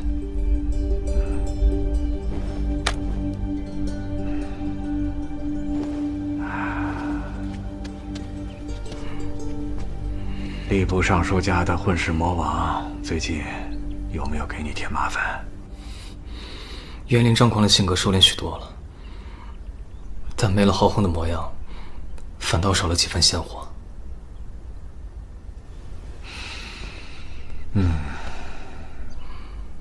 他知你身份，还待你如此，只可深交，不可交心。人们都看到他耍浑无赖的样子，却不知道他圆滑处事。袁尚书家有3子，却唯独喜欢他，不无道理。尚书府，你以后还要多走动。督主大人提醒的是。好了，我倦了。留在这儿对破案没什么好处，倒是有劳裴大人、张大人对犬子多加照顾。督主大人，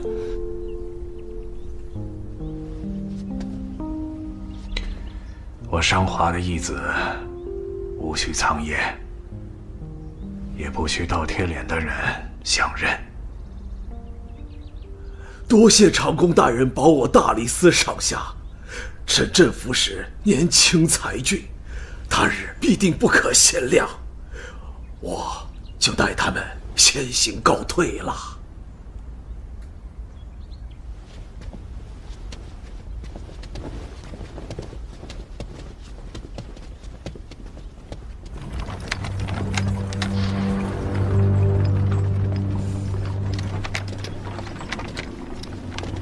前本，主上大人有什么吩咐？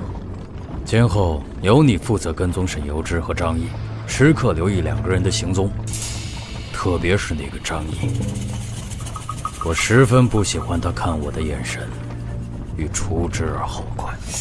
可是您的安全？我跟那商华不同，他喜欢装模作样的唱曲，我呢，更喜欢实在的东西。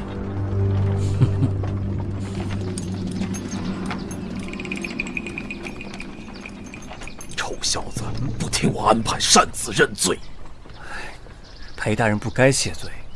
史官记一笔，一生功绩画5点。为了我这种在大理寺混饭吃的人出头，不值当。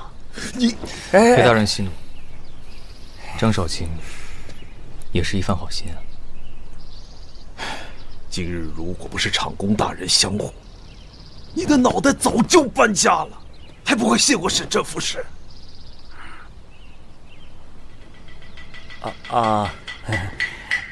多谢沈大人请场公大人出面相护。哎，不过昨天晚上我也救过你一命，咱们扯平了。我老了，视你为己出，受不得白发人送黑发人的痛楚。如今功名利禄对我来说皆是浮云，一个大理寺卿的位子，换2条人命，保大理寺安稳，不亏的。下次莫要再冲动了。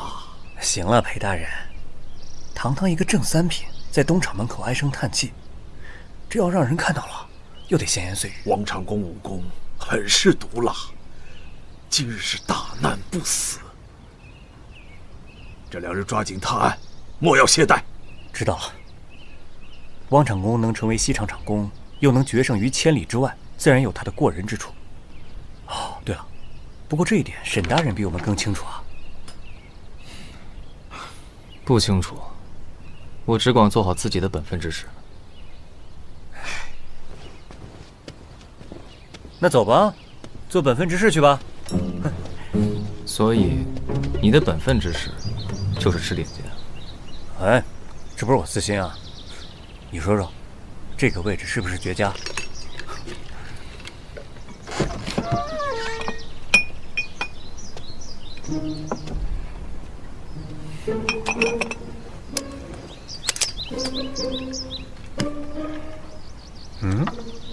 你这是什么呀？这可是郑和下西洋时捎回来的物件。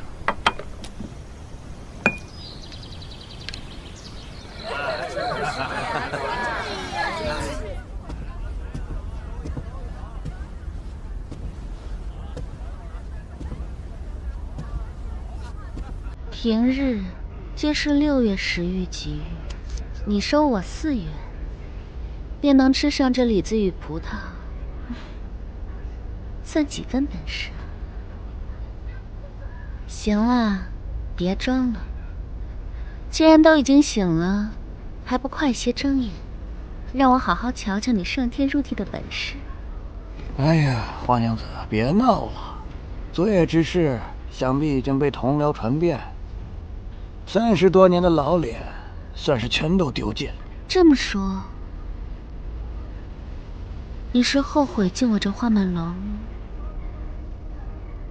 后悔认识你，一人如月，见之不忘。望月而思，思之若狂。大人在宫内礼部当差，不会不知道这是谁送来的吧？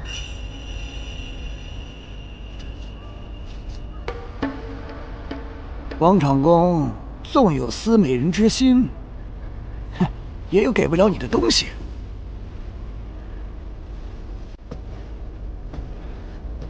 不如你把你最值钱的东西交给汪长公，换我如何？这大人怕了吗？唉，一边是东厂，一边是西厂，很难吗？还是觉得我不值得大人你为我赎身啊？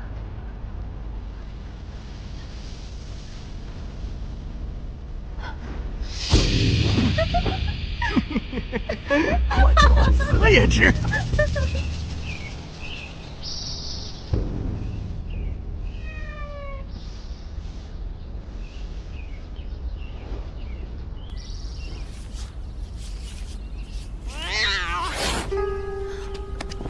督主大人见谅，这东西怕生。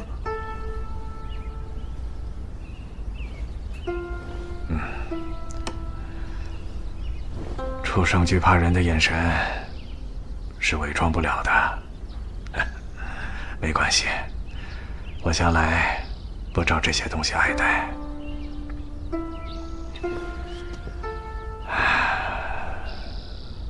或许是我年轻的时候戾气太重，都主大人，您多想了，您自然是福运绵绵之人。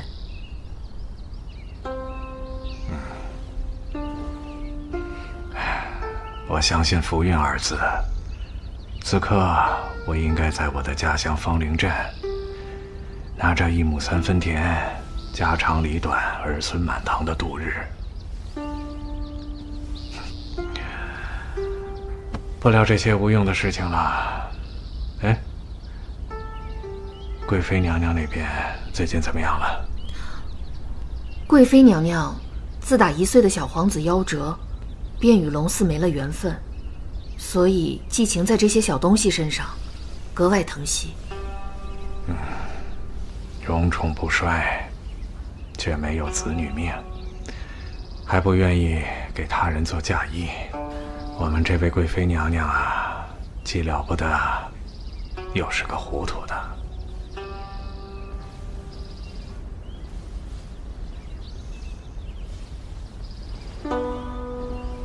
你怎么不说话？啊，小的刚才逗猫呢，什么也没听见。都主，说。方才宫里传来消息，近日王侄匆匆回宫，是因为……难道是我养了个畏首畏尾的废物？小皇子被贵妃娘娘接到宫里。先下去吧，督主。下去。是。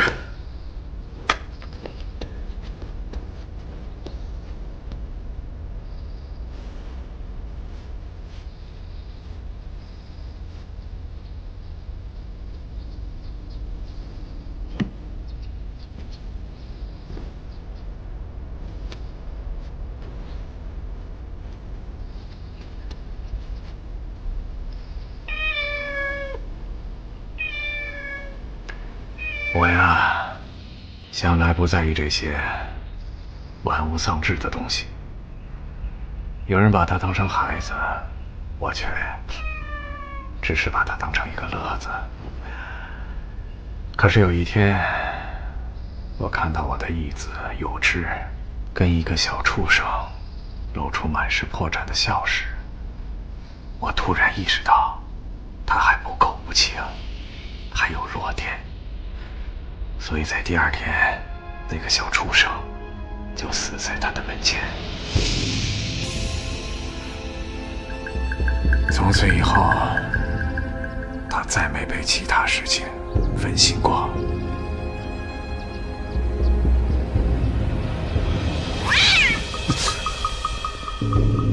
都主大人，小的这就去把猫寻回来。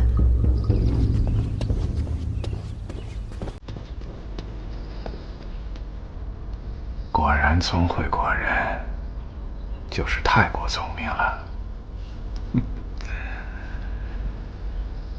哪有一个小太监看见我以后，只是假装害怕，但眼睛里从不畏惧？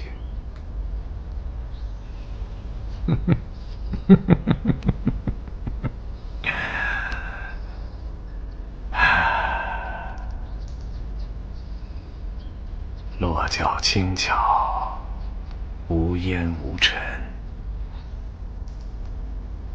跑吧，跑了，以后就不要再回来。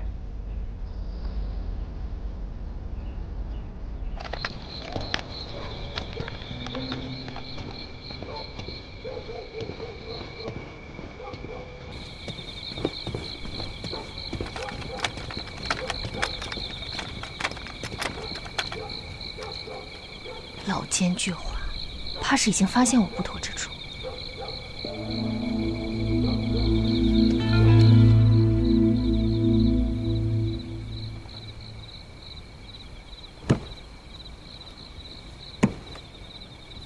逢魔时刻，阴阳交替，百无禁忌，书写回避。有时到，上灯。锦衣卫那儿有李晨阳的消息吗？昨日出城追击的锦衣卫，皆以飞鸽传书汇报。昨夜出城之人之中，没有李晨阳的身影。线索断了，只能从这里下手了。重心只能在此了。汤熙等人与西厂的人联手犯案，劫走李晨阳。若只为敲打东厂还好，倭寇他们会对义父不利。还操心你义父呢？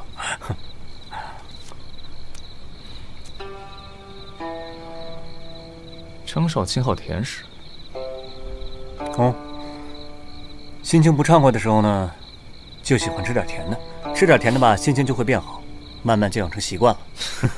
像你这种懒散不求上进的人，能有多少烦心事儿？不过是给嘴馋找借口罢了。即使喜欢，下次我从宫里带点不一样的给你尝尝。哎呀，那沈大人有心了，那咱们俩肯定不能比呀。那沈大人可是出自名门，那可是商场宫的义子。虽然你是义子，那商场宫对于你可是寄予深切厚望。你看你年纪轻轻就有了镇抚使的官职，那可是一刻都不能松懈呀。在其位，谋其政，在我看来，松懈便是渎职。唯有严于律己，才能作为属下之表率。即便他人知晓我是东厂厂公义子，我与义父也不会被诟病以权谋私。朝中立足，我要的是当仁不让，心悦诚服。果然是有雄心壮志的大户人家，那你们这种人哪能懂我们这种小门小户的快乐呀？哎，若是哪一天你憋坏了，你告诉我，我带你体验一把京城懒散人的快活，就当做你给我带点心的回报。成。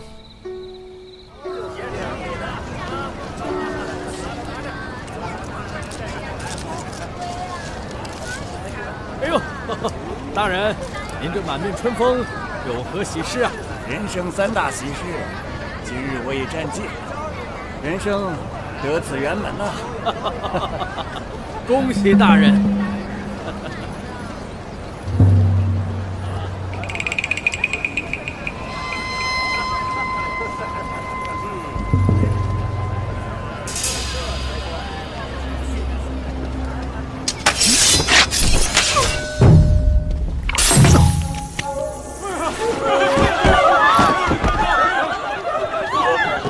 呼吸气短长，好强的肃杀气场，是显贵了。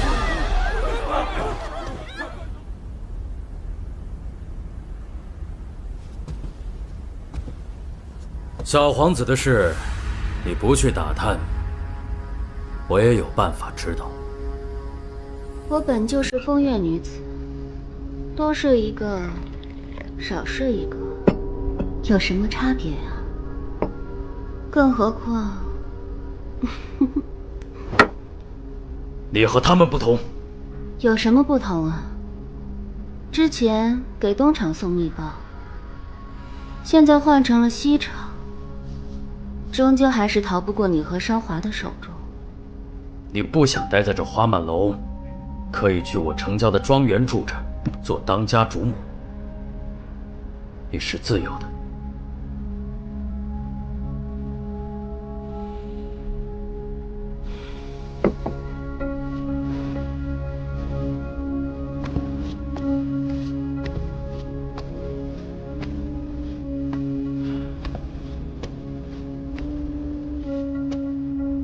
这是陛下赏赐给万贵妃的糕点，你也尝尝，心情兴许会好些。还是万贵妃好命啊！如果我说想当万贵妃，你会如何啊？万贵妃的一切都是陛下赏赐的，你想当贵妃，不如生个小皇子，让他当皇帝。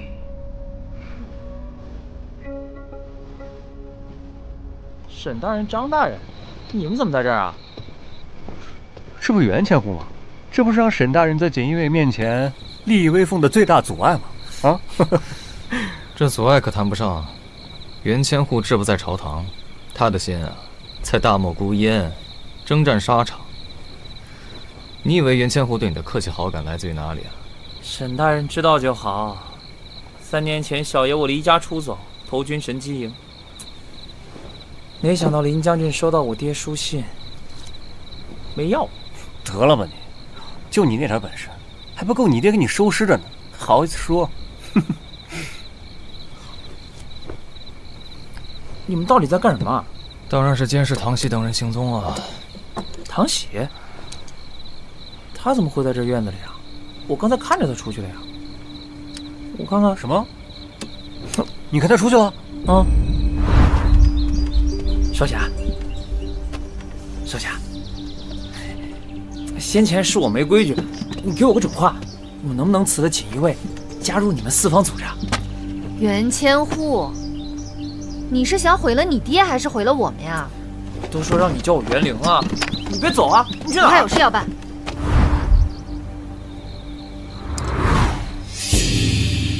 不好，是假人，唐喜果然出去了。袁亮，你为什么不汇报唐喜行踪？朋友切磋也要跟你汇报吗？倒霉催人，没脑子的破皮顽固。哎，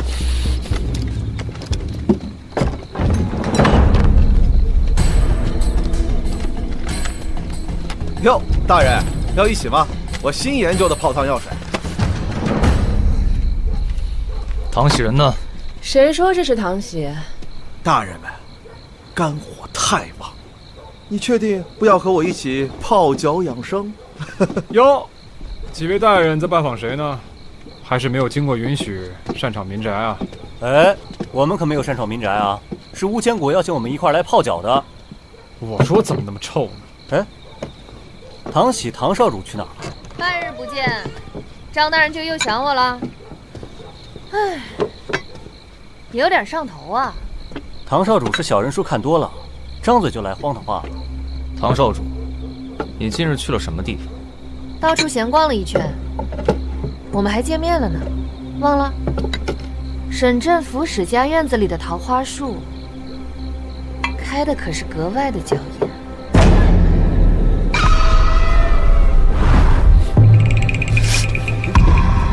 沈大人，记得告诉沈大人，我落下了一样东西，让他帮忙照顾。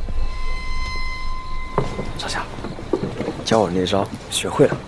袁千户，你什么时候跟他关系这么好了？张大人嫉妒了，注意自己的身份。哎，吃饭了。张大人，我们先吃饭再明白身份吧。我觉得我们可以换个方式打入四方组织内部，先交个朋友。哎，我们只准备了4人份，多一份没有。好走不送。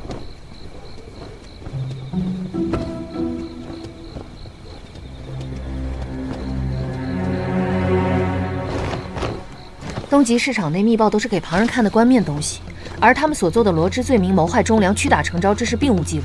但密报记录如同场位和密报之间的桥梁，桥断了，那么路就不通了。所以密报机关是必然存在的。但根据今日我对商华的所有作息了解，东厂之内并无所谓的秘密入口或是地宫。我给你的方位都看了吗？一览无余。那东厂之内没有，东厂之外呢？商华身体大不如从前，极少外出。但有一个地方每月必去一次。哈哈，妙啊！我大明对佛教甚是尊崇。如果东厂将密报机关安置在平常人最不敢碰触，甚至于敬畏之地，那必然是最安全的。没错。而商华每月必去之地，便是灵谷寺。若只是假意去灵谷寺上香、变装潜入，对我们来说自然不在话下。但我们要去的是灵谷寺核心之地探查，便没那么容易了。敌附要害，长驱直入最爽快。不可大意，这灵谷寺核心高塔临风而建，翠竹密林，水坡谷深。东极市场命空会大师结合地势，布天机阵法，阻拦外敌入侵。8864卦变化无穷，按不同方向八变，换不同方法攻击，结合奇门遁甲，将灵谷寺高塔隐蔽其中。明日4时，我等入灵谷寺，寻找12生门之处，破阵入塔。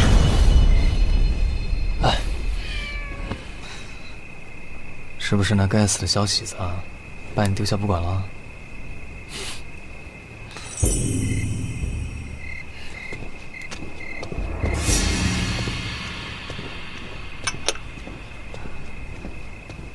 有之，你怎么来了？孩儿担心义父身体，所以回来看看。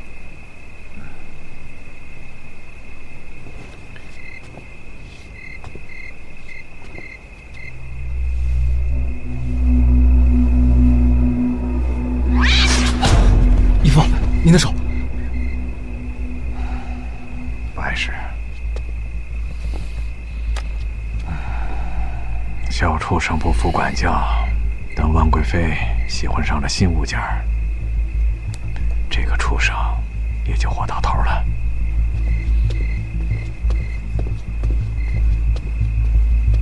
疾风拜见商华大人。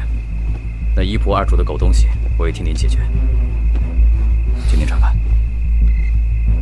这种污秽之物，疾风先生随意处理就好，何必拿回来脏了院子？是我让他拿的，方能解我心中淤积之气。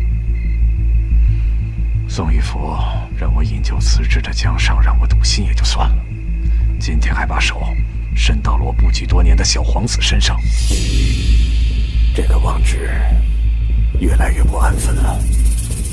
有志、季风，你们回去准备，明天随我一起去灵谷寺，是该看看明玉那边密报搜集的怎么样了。是。那么孩儿就先不打扰义父休息了。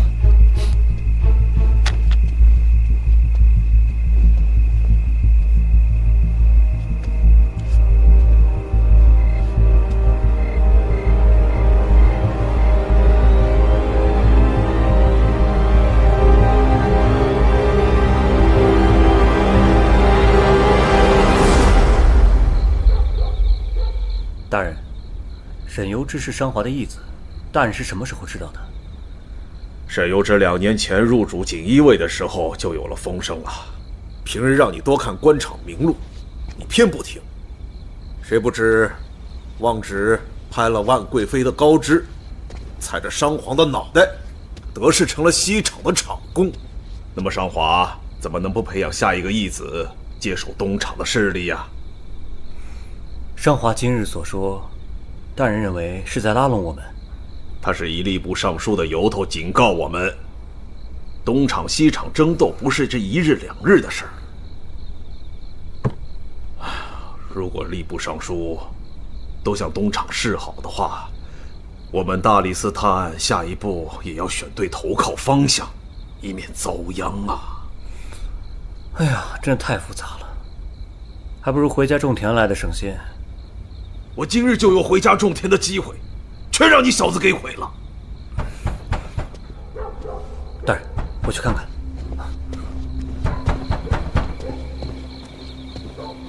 谁啊？大晚上砸门？哦，是沈大人。沈大人深夜造访，有何事啊？明日我要去灵谷寺，无暇顾及他。小喜子欠的债，你来还。哎呀，照顾好啊。嗯。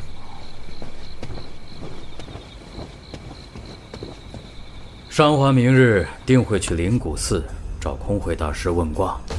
灵谷寺，自打商华带我们去找空慧大师八字断命之后，我就再也没去过。空慧大师受到朝堂与百姓的敬仰，还有能洞悉命运的卜算能力。你若想去问卦，明日我们一起前往，去凑这个热闹。去不去，等我明儿醒了再说吧。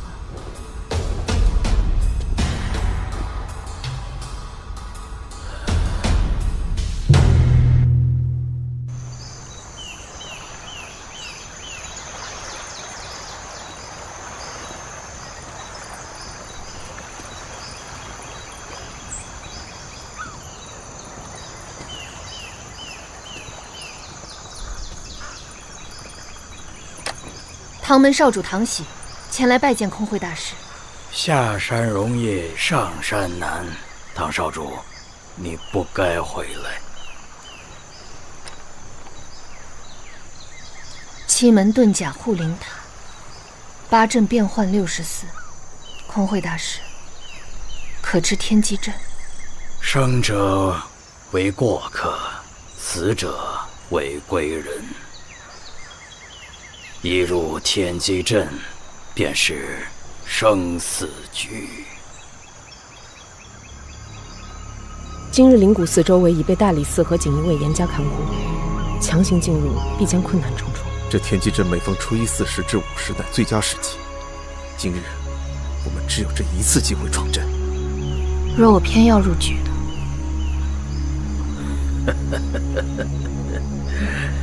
唐少主，你可有杀佛之心？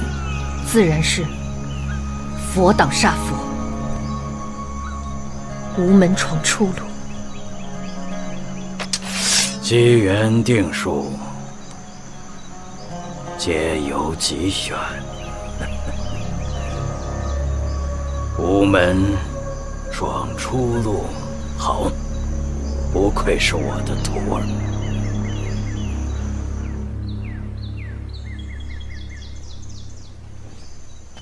水墨在，安排的怎么样了？大人请放心，为了不引人瞩目，我让大理寺人全部装扮成普通香客身份，混进灵谷寺中。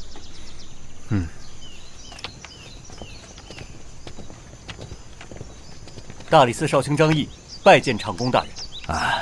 无需多礼。张少卿来灵谷寺，也是因为办案没了头绪，来求佛寻真相吧？让长公大人见笑了。难道是？正是。今日清晨，唐喜、渊然、吴千古就没了踪影。大理寺负责监视四方组织，怎会突然没了踪影？以他们3人的本事，大理寺官员跟丢也是再正常不过。不过好在陆世杰的行踪还在掌控之中。今日清晨，他早早的便去花满楼与西厂厂工在一起。此刻，应该正在赶往灵谷寺的路上。因此，我率人来此处观察，以免发生什么意外。阴魂不散呐！义父，那我们……无需担心。空慧大师形同神明，超尘绝世，功存社稷，受万人敬仰。他们来灵谷寺，只不过是显山露水的作派一番，不会造次的。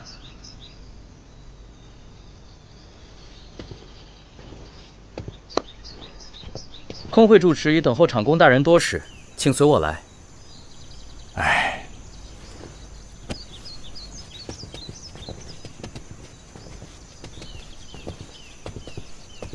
施主留步，空会住持近日身体不适，不宜他人叨扰清修，还请见谅。有事啊？你在门外等候，2个时辰以后过来接我。是。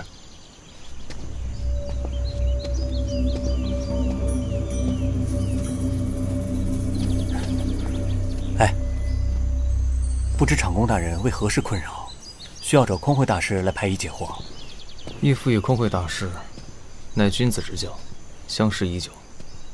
闲暇时常来探望，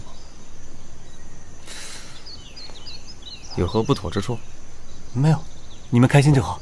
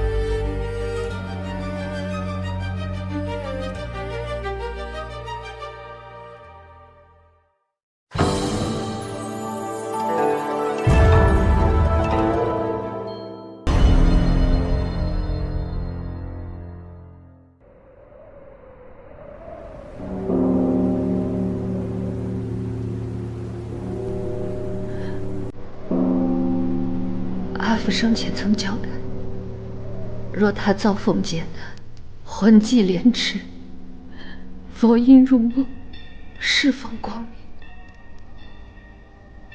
明，祈福苍生。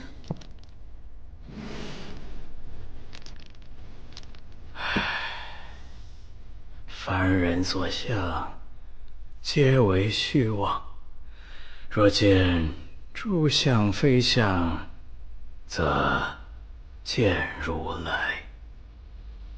大门主能先我而登极乐净土，喜事一桩。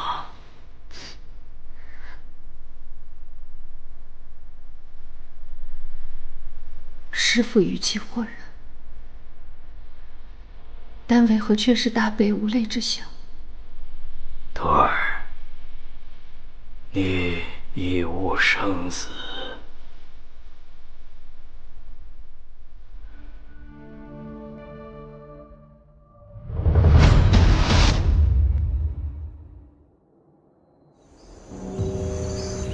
大师，你已辟谷几日了？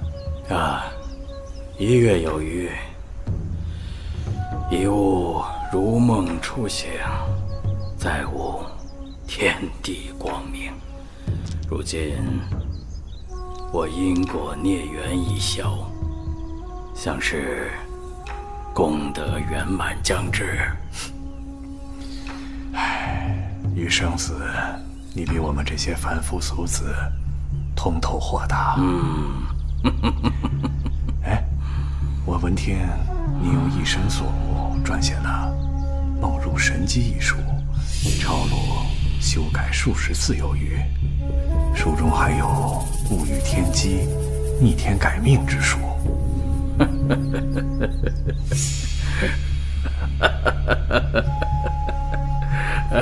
来，你竟然也信这荒唐妄言！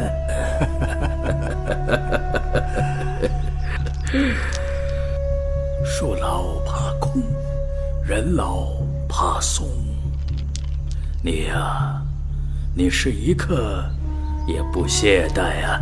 好吧，我是编了一本《梦入神机》的书，不过那仅仅只是一本棋谱而已。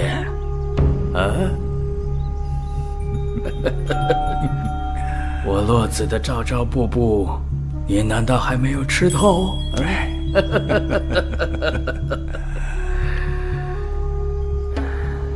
好，那我就先发制人。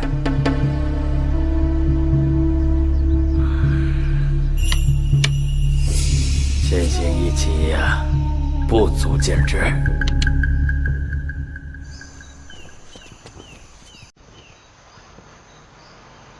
灵谷寺还是情理之中的老样子。倒是多了意料之外的门神。今日就有劳帮场公与花娘子陪我走这一遭了。不打紧，今日花娘子想烧香拜佛，我是前来相陪作伴罢了。哎呀，是花满楼的花朔月过命了。华佛宴至本京城，偏偏还有花寒露的缠绕之美。哎，人们都说呀，他是水做的蛇妖。身为男人，若是不体会其中滋味的话，怕是白活了一场。张少卿，毒蛇可是会要人命，这你就不懂了。大理寺少卿张毅拜见汪长公、花娘子。锦衣卫镇抚使沈由之拜见汪长公、花娘子。由之倒是与我们生分了，学会了官场做派的虚礼。过去可是喊我花姐姐的，来让我瞧瞧如今模样。好一个翩翩郡公子，倒是让我有几分后悔没亲自教导你了。商长公可为你一亲事？3年前他与我同换义父，如姐弟相属。如今换义父为长公，想来是中间有曲折，还是不要过分亲近的好。义父与我都不急于定下亲事，花娘子就莫要拿我说笑了。他就是这般呆板无趣的性子，怎会懂你这朵谢花雨的捉弄？不然，也不会大清早就在寺院山下守着了。莫不是在商场宫那里受了什么委屈，想常伴青灯古佛？看来是9转18弯的曲折，并非如此。我是花娘子误会了，我们是为了追查疑犯唐喜等人的行踪而来的，没想到赶上了各位大人烧香拜佛的吉日，也算是赶巧了。哦，热心的张少卿倒是提醒了我，封城时日将至，结案迫在眉睫。你们要抓紧时间找寻李晨阳线索，最好不要让东极市场的脸太疼，以免大家伤了和气。既要装模作样，却连门面都不装点齐全，怕是汪厂公有所不知啊。昨日，东极市场与大理寺遭人诟病，您身后的陆世杰、陆总师，功不可没。哎，沈大人，言重了。在下在大理寺所言，皆是依据事实与大明律辩证的。这就是东厂与西厂的不同之处。你们只记陆总师给你们带来的耻辱，却从未想过将他的才华为己所用。难怪东极市场攒着的都是那些自以为是的老朽物。看来是我误会厂公大人的好意了。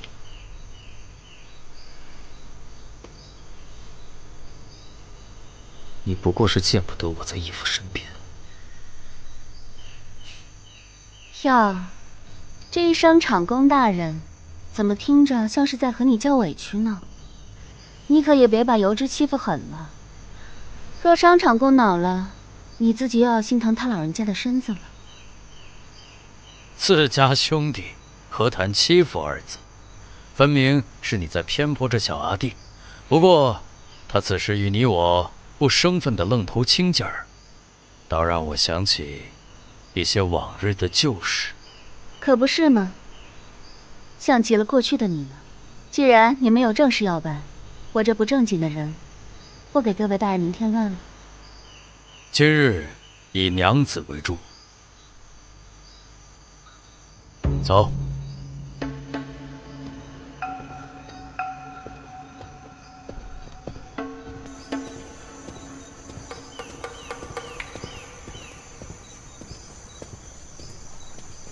哎呀，方才多谢热心的张少卿相助。误会了，我只不过是想跟花娘子多说2句话而已。倒是你啊，完全不把我大理寺放在眼里。大理寺在这里说不上话是事实，不是刻意而为之。还是放平心态，继续做热心肠的张少卿的好。得了吧。果然到寺院听晨钟暮鼓、诵经念佛，心中的杂念也清净了不少。你若留在灵谷寺出家，求心中一片净土，我必然高看你几分。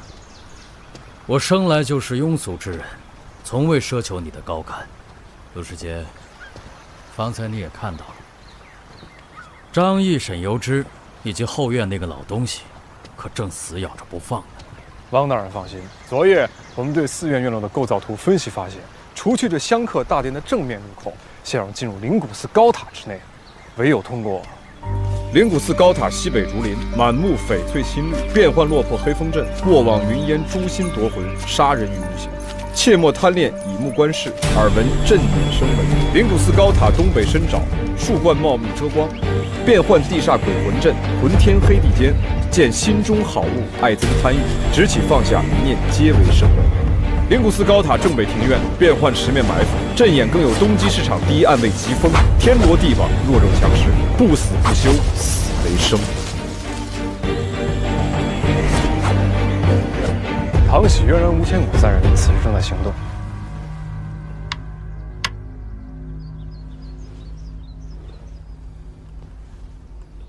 处处精准掐算，又算到我如此落子，好一招无中生有啊！此法灵动巧妙，我如果提了你这一子，你将会顺势整形。不过，人生无常，世事难料，局局有新意，才是棋局无穷乐趣之所在。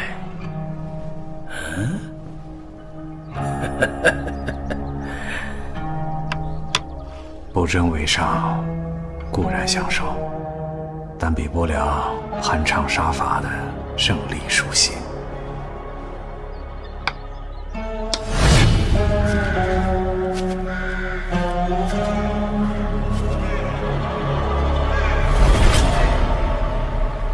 巧儿，你还活着！爹爹，你终于来了。爹爹，你知道吗？传闻方术师的手是被上古魔神赋予了魔性，你的手为什么不能保护我和我娘呢？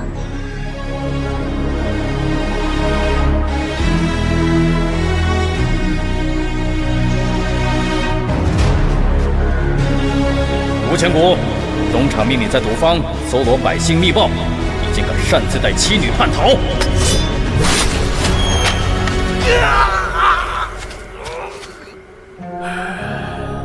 贪你一子，生忧生畏，果然是戏如人生啊！人生每一步都有得失，每走一步都要深思熟虑再做决定。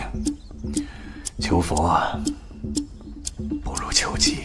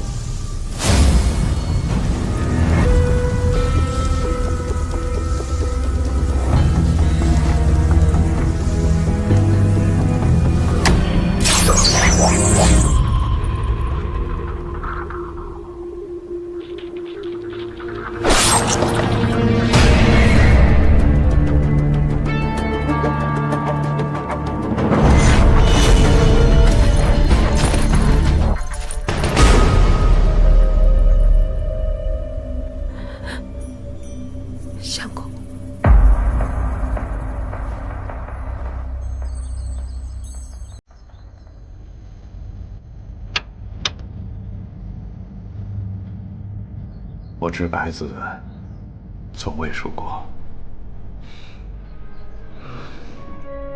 今天格外的安静了。是啊，未经许可擅自闯入，意欲何为？你当真多管闲事？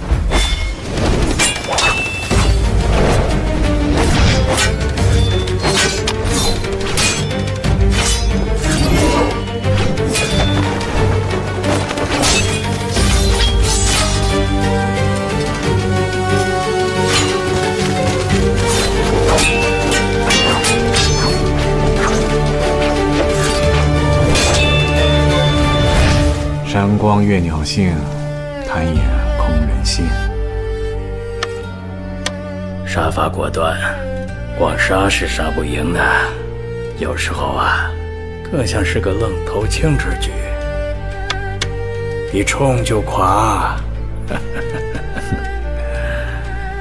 不过是要弃子整形而已。丢子整形不过是苟延残喘，你气太紧，不太好收场了吧？啊！花拳绣腿对空中楼阁，不过尔。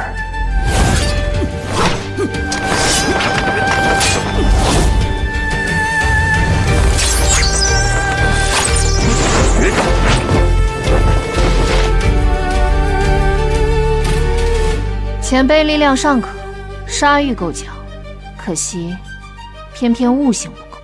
这些年让我动真格杀人的，你是第二个。唐喜、乌千古、渊然三人豁出性命探查高塔真相，我今日只想安心拜佛，不愿操心俗事。有劳陆颂师到密报收集处走一趟。灵谷寺有密报收集处？原来你们早就知道东厂密报机关就在灵谷寺高塔之内。我们自幼跟在商华身边，自然对真相略知一二。毕竟是商华向陛下请旨建造的灵谷寺，只是从未闯入高塔。空慧大师的阵法滋味可不好受啊。只可惜，能识天机的高僧，被一个俗人困在这方天地。这里看似是空慧大师的安养之地，实则是皇家的安心之地。总归容不下第二个黑衣宰相。那为什么不提前告诉唐喜他们？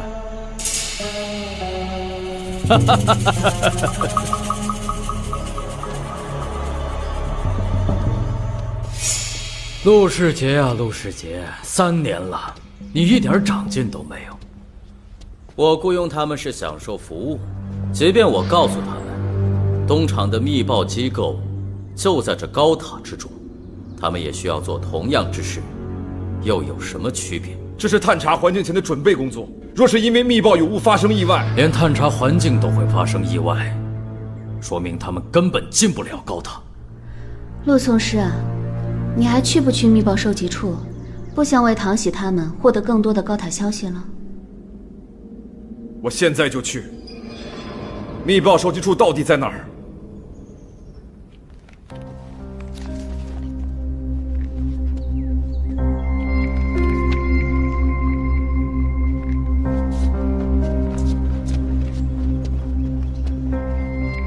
连陆氏杰手不能提、肩不能扛的书生都去见东厂厂卫了，你可还满意？这是他应该做的。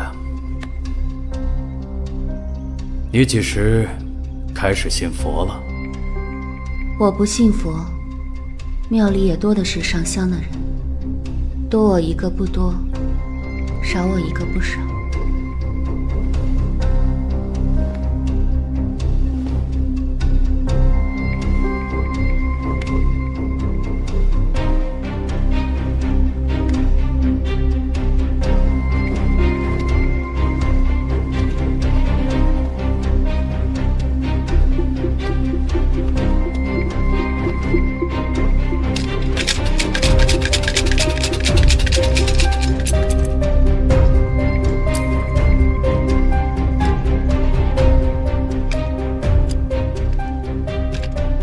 棋逢对手看变异，黑白盘中未决时，皆知一招知胜败，虚教自有好推移。阿弥陀佛，女施主所求何事？所求眼前事。此乃忠犬，不偏不倚，成事在人，对方已洞穿一切，能成与否，还要看女施主所用何人。阿弥陀佛。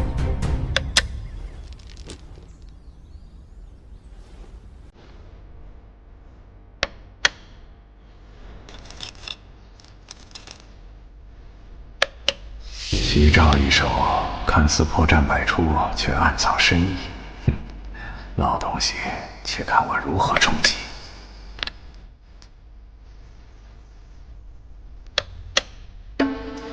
真没想到啊，你也会走出这种华丽的棋风。哎，谈不上喜好，我只是尝试而已啊。你有没有觉得这很像棋局的方术？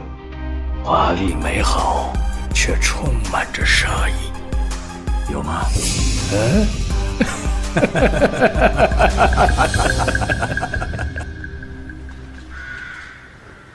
不对，此乃鬼魂阵。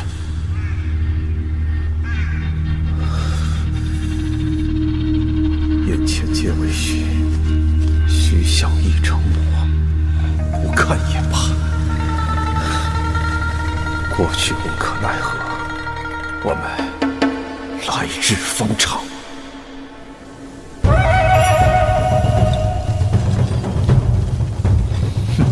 三界皆苦，佛度众生，我来度你。们。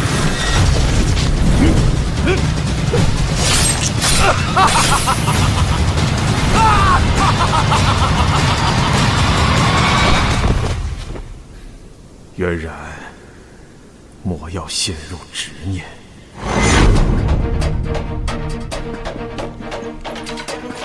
哼，区区傀儡阵，无心所以无情。傀儡从未使我相过，不过是载着我的情。此刻，终究该做个了断吧。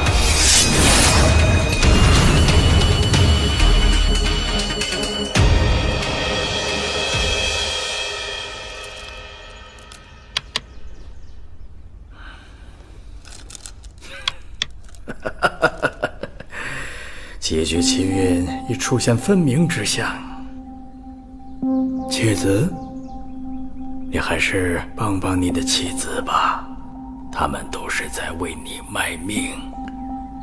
借您开导，胜局自然欣喜，若是败局，则将其乐无穷。一盘棋而已，我不争。见你心境，棋如人生，名利沉浮，败了，不是次次都有机会重新开局的。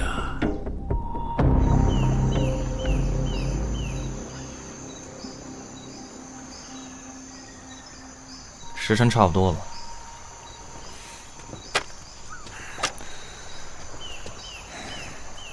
走吧。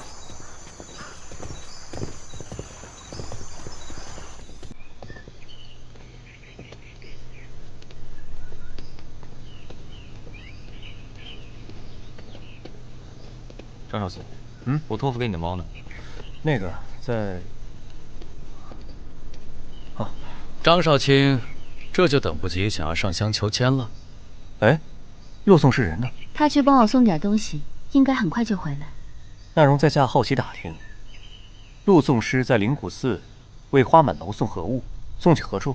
张少卿，这个应该问问你身边这位沈大人才对。说吧，没什么可瞒的了吧？花满楼暗桩为东极市场搜集的密报暗牍，都是要送到灵谷寺的。陆师姐应是送密报去。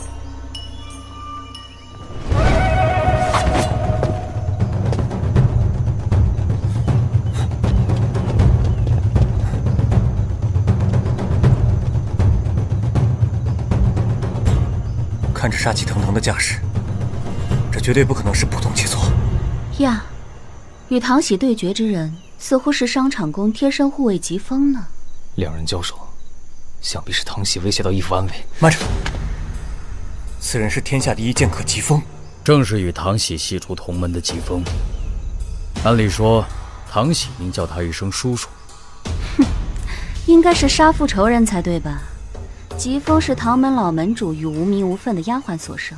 既然是私仇家仇，我们这些外人不便插手。你们想上前捉拿，并无不妥。此时抓捕，容易引起他人揣测，不如先观形势如何再行动。是呢，如果唐喜被杀，正好死无对证的将李晨阳被劫案子了结，大家皆大欢喜。按花娘子的说法，难道我们应该盼着唐喜被疾风所杀才对吗？这难道不是大理寺与东极市场设的局，欲将他们以其他罪名杀死吗？汪长公，请不要妄自揣测我们的断案手法。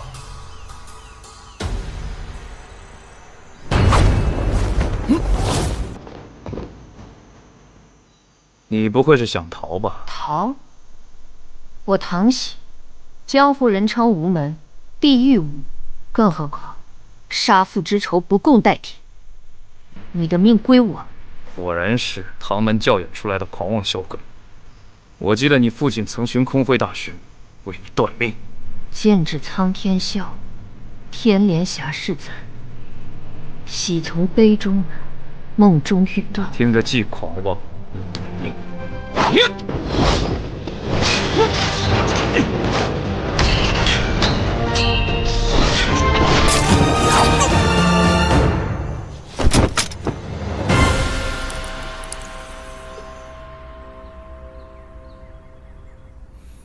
局我胜了。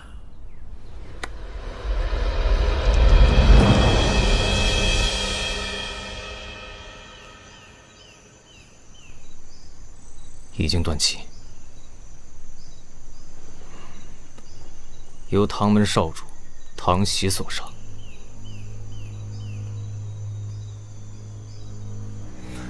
不过大理寺的确有疾风所犯的大案，通缉多年未曾捉拿归案，不知道锦衣卫大人想要怎么处置？唐喜与疾风对决，剑术取胜，将来绝不简单，不能为己所用，恐成大患。若他代替，既然大理寺在通缉，那就由大理寺来定夺疾风陈年旧案。多谢沈大人，一会儿我会让水墨等人带尸体回大理寺。恭喜唐少主啊，出门烧香，还能捉捕一名十恶不赦的罪犯。不过一会儿你得随我回大理寺做个笔录。卿取之于蓝，而卿胜于蓝。豪剑不斗，不知生死之耻。唐少主之无用才情，我十分中意。若你愿代替疾风，日后唐门上下由我东基市场庇护。不了，我没那么大责任感，而且场卫之职既招人恨又危险，不适合我。唐喜，此等机会，不是谁都会有的。疾风侍奉商场宫10年有余，此时尸骨未寒，你们就如此心急拉拢我，觉得我会作何感想？你们皆笑我疯，我看你们才疯了。小伙子，你很危险啊！有之，我与大师下棋，消耗心神，送我到厢房休息。是。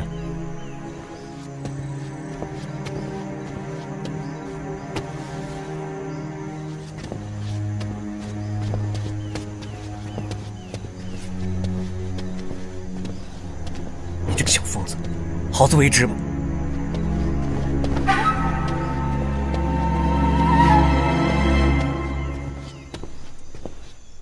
大师，您现在怎么有兴趣玩这种费心费力的游戏了？今天突然来了兴趣，想捉弄那个老烟贼一把。不如这样，我来陪您玩一局。大师先手，我让您。好。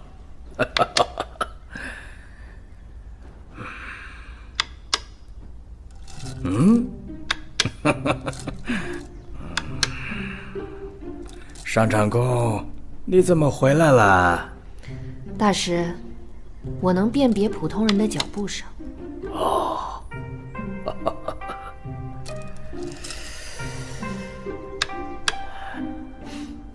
哎，张毅回来了。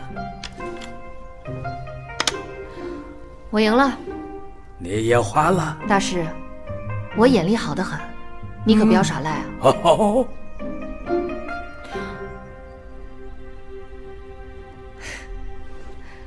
是我走错了，我该走这儿。那我就赢了。唉，我输了。难得在此相聚，却不宜久留，倒也是无趣了。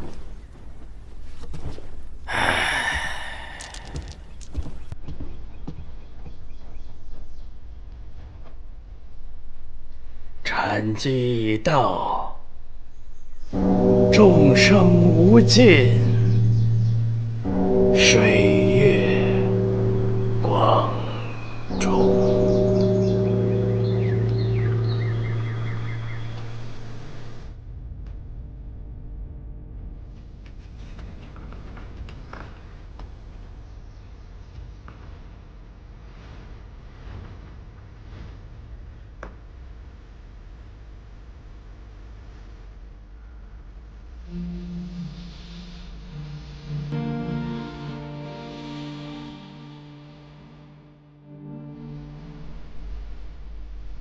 梦如神机，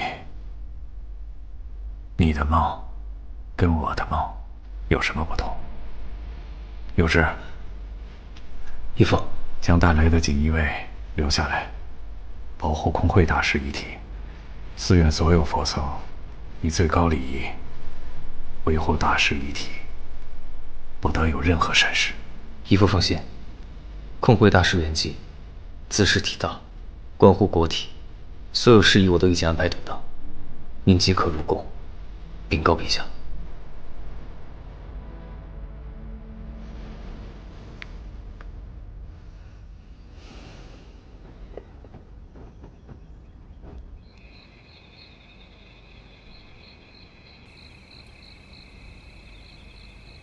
唐少主，今日又让我刮目相看了。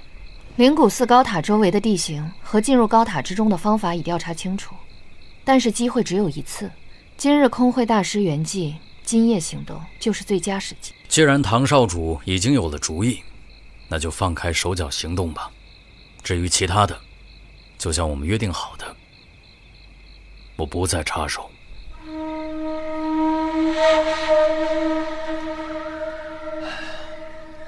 张少卿，你在想何事啊？哦，我在想唐喜。张少卿，你现在想法很危险啊！你有没有听说过，被绑匪劫持的良家女子，特别是得到绑匪小恩小惠后，会心悦于对方的事情？我是在想，他们来灵谷寺到底是为了什么？为什么要豁出命从其他地方进入灵谷寺？高塔。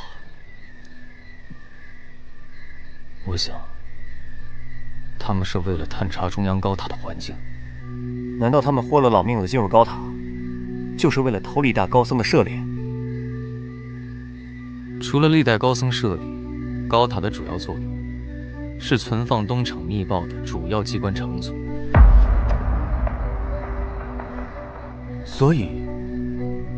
所以汪厂公是协助他们探查环境，恰巧碰上了今日空慧大师圆寂。再也没有比今日更适合闯入高塔，挖东厂老底的日子了。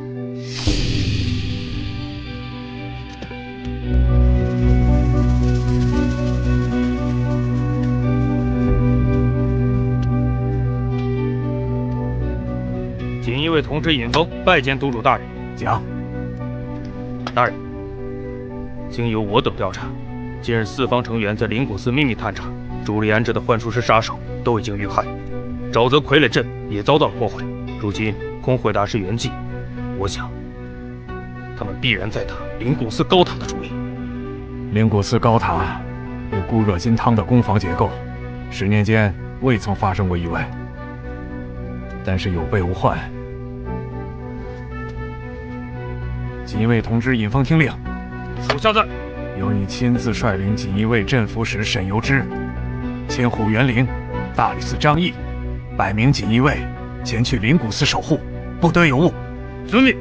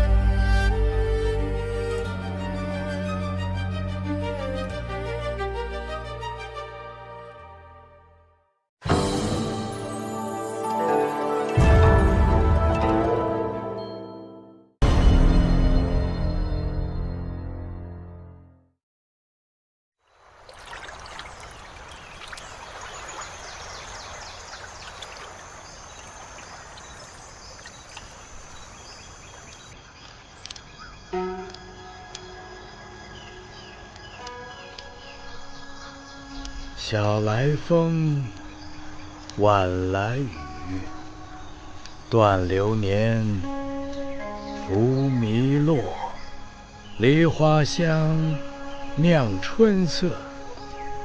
到底是风水轮流转。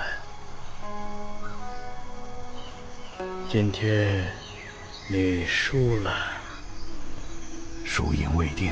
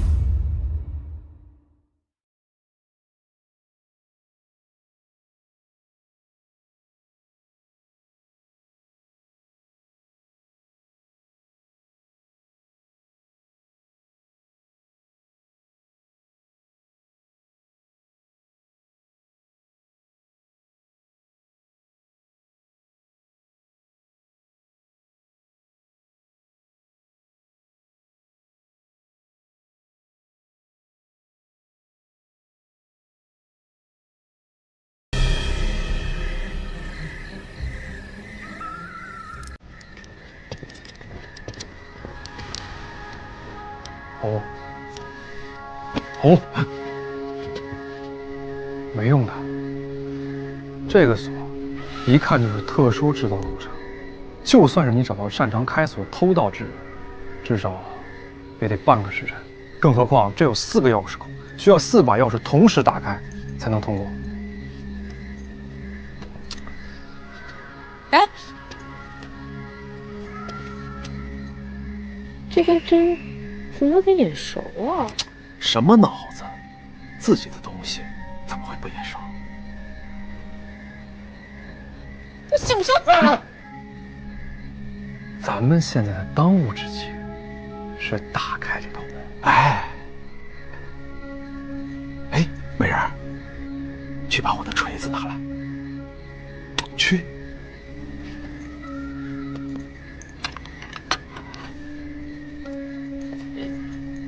你来敲，越用力越好。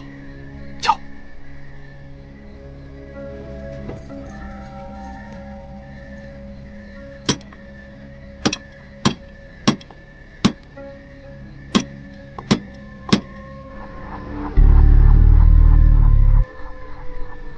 比起常规开门，我更喜欢用最直接的方式。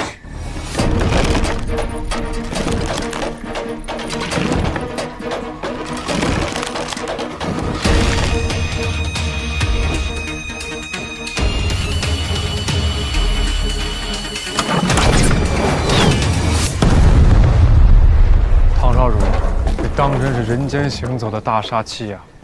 哎呀，差点忘了呀！唐门机关术，冠绝精妙，无人能敌。来，灵谷寺高塔一夜游，现在开始。哎，少主，我就不给你们进塔了，毕竟拖你们后腿。我这个人更适合当后勤。我觉得吧，你跟着我们比较安全。哎，健身包啊！哎，等等我！哎，等等我呀！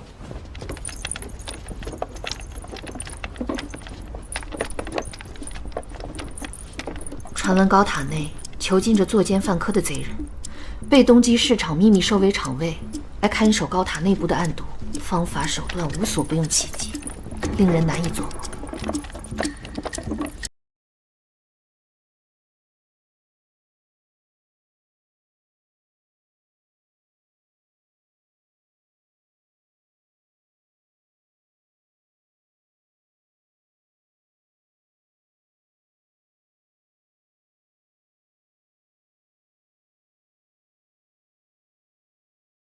有点诡异呀。反正我不舒服，我们像是掉入了牢笼的猎物。这里是我们的牢笼。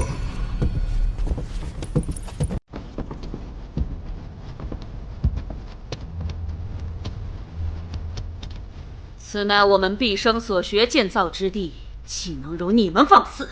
不问来因，不问去果，只有过得了我们3个，你们才能去往更高的大地。乌天谷，我们许久不见了。怪老头，你认识他们？他们曾经都是十恶不赦的赌徒，不同于常人。他们地下生意不仅赌着金银珠宝、房屋良禽，还有他人最珍视的东西：双手、双脚、双眼，甚至妻儿。又你一步步走入他们的赌局深渊。朝廷大理寺将他们缉拿，判他们凌迟处死，但因擅长阴阳风水，东极市场暗中救下，收为场卫，为他们效命。没想到，却用在了这个地方。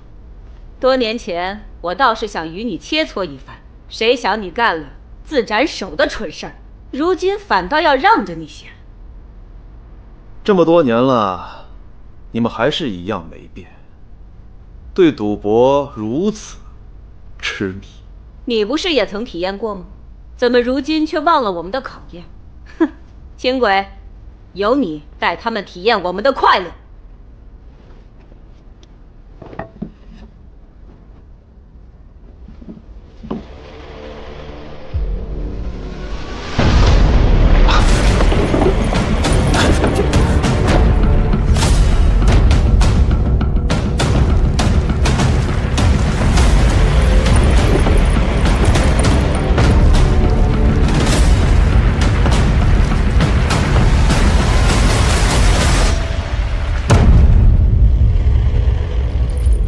我瞧诸位面相不像是会市井赌术之流，不如我们玩些简单的。你们怎么保证不会从中出老千？既然乌千古前辈在此处，何必班门弄斧？我更喜欢凭运气决定胜负，这样不是更刺激？规则，开始之前先把规则说清楚。很简单，天有5行，金木水火土，分时化育以成万物。金克木，木克土，土克水，水克火，火克金。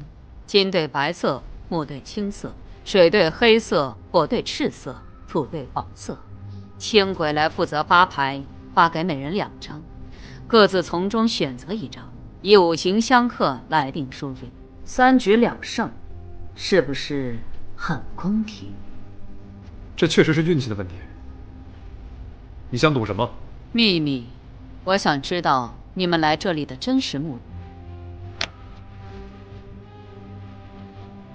此局简易，倒还容得下在下发挥吧。前辈谦逊了。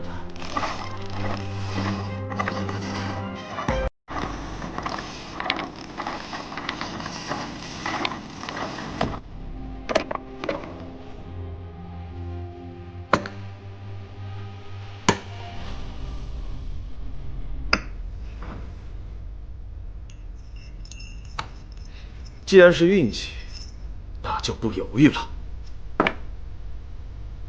让我来看看你的运气吧。赢了，水克火，怪老头的运气真好。要是他选木的话，结果还真不一定。前辈开局当红，再赢我1局，你便赢了。继续。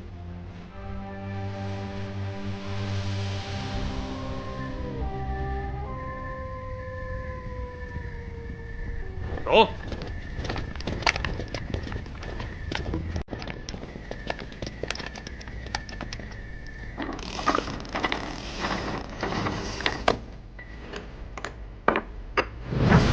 谁理他的自信？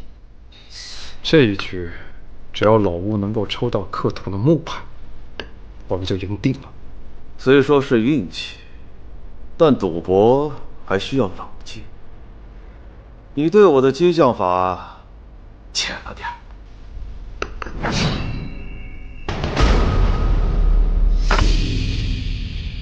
说过了，这是一个关于运气的游戏。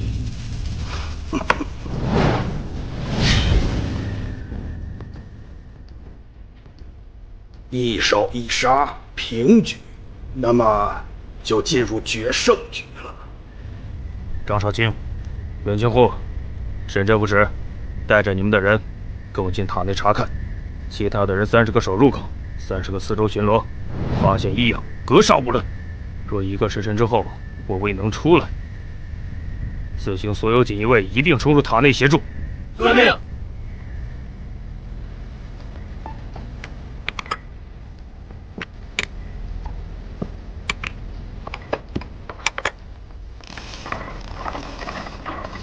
慢着，前辈有何事？我要追加赌注。哦，知晓别人的秘密是你的快乐，赌博是双向的，我自然也要讨要我的快乐。如果这一局我赢了的话，我想要……你想要我？是你的脸。我见你皮面细腻，若是剥下来送给一旁的虞美人，自然会欢喜得很。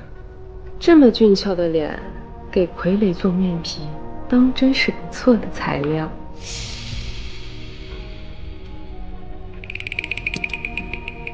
既然赌局已经开始，我没有任何理由拒绝任何公平的条件。我先抽牌，前辈请。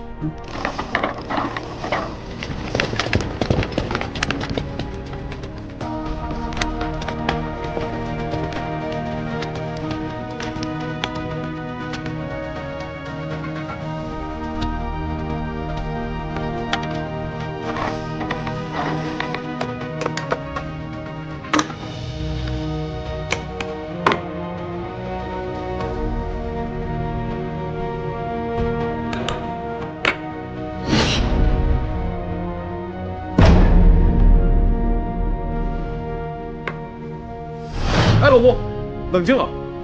他是疯了吗？不，他是看清了赌局。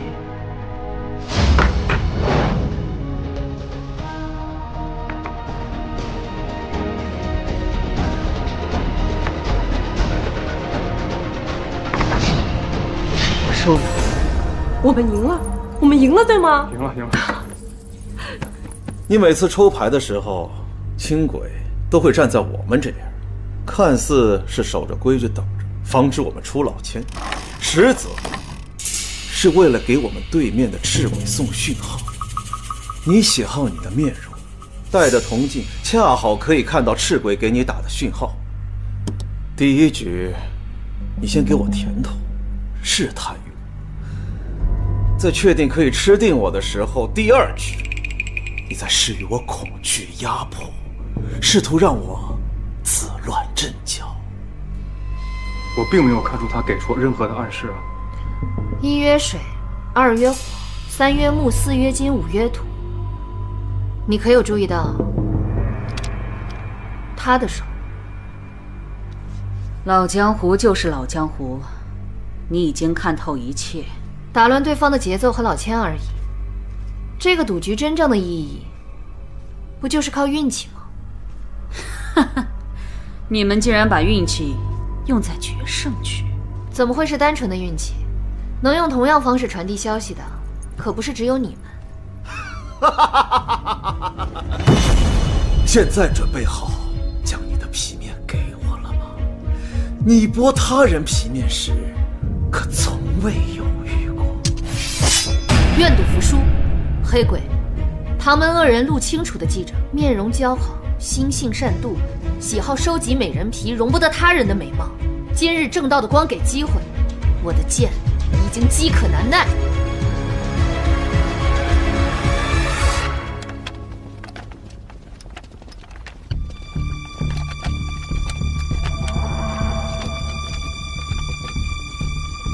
靠运气和贪欲来赌，换来的只会陷入因果轮回。当赌运耗尽，就会付出双倍的代价。没有做好为赌牺牲的准备，怎么配以赌为生？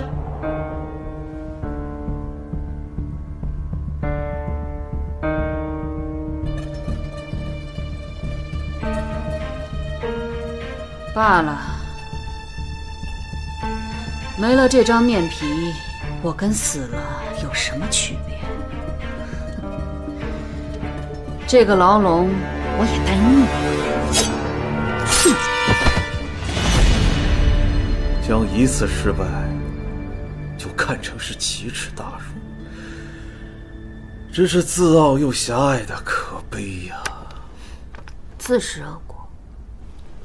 诸位请吧，我与他不同，我可不会将输赢托付给运气。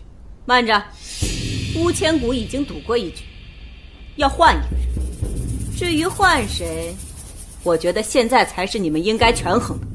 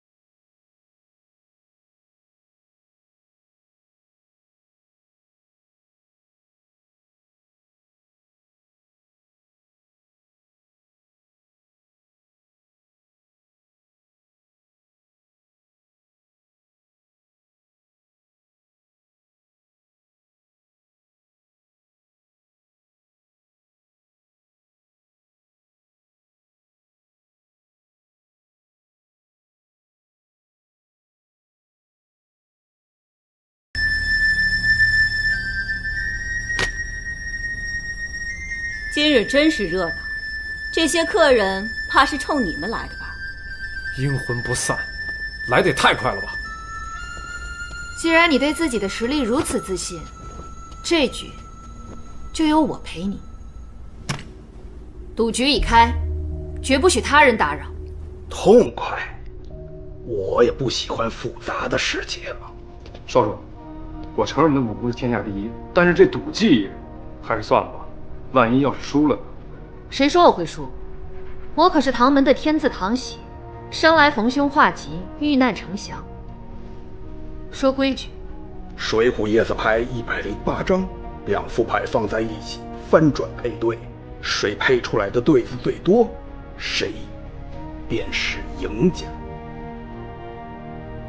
如果我赢了，我要你用尽所有本事和性命，拦住外面的锦衣卫一炷香的事。那还等什么？来吧，请。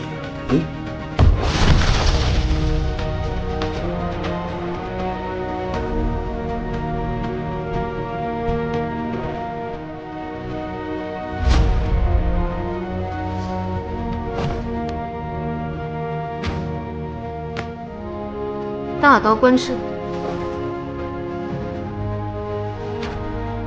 行者武松，大刀关胜，行者武松，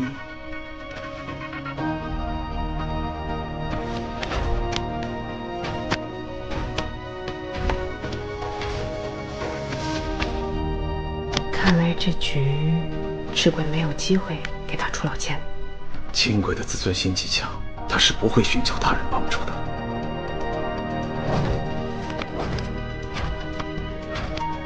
混江龙李俊，混江龙李俊，乌宝义宋江，花和尚入之身。他们记忆的实力相当，但凡翻开一张，必然能记住位置，没有任何出错的地方。能比的只有谁先翻开配对位置，不给对方作假。金枪手徐宁，包子头林冲。我问你怎么办？吹什么笛子？现在是吹笛子的时候吗？殷同志，这笛声应该是某种暗号，可以跟塔内的人对接。这样的话，重要的地方就不是什么人都可以来去自如了。接头人？那接头的人呢？唐喜12队，轻轨15队。如果风妖图再犯错的话，这局酒九纹龙史进。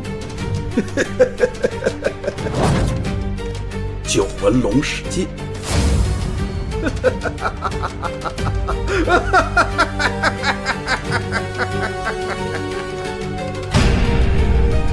输了，你居然还笑得出来？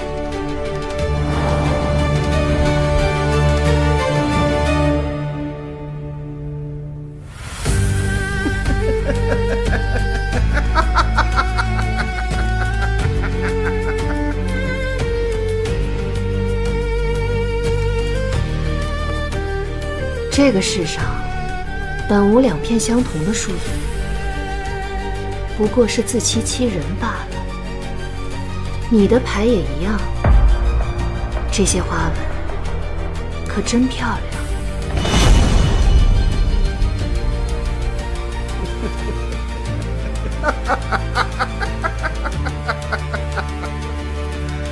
是我输了，认赌服输。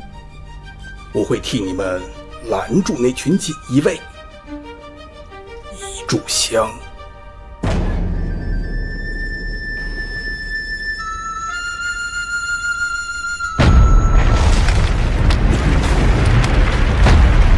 啊！什么情况？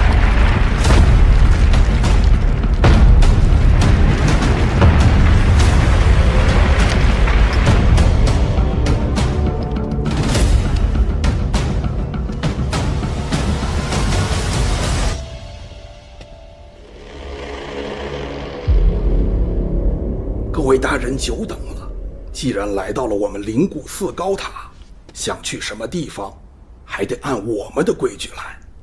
水浒叶子牌会不会玩啊？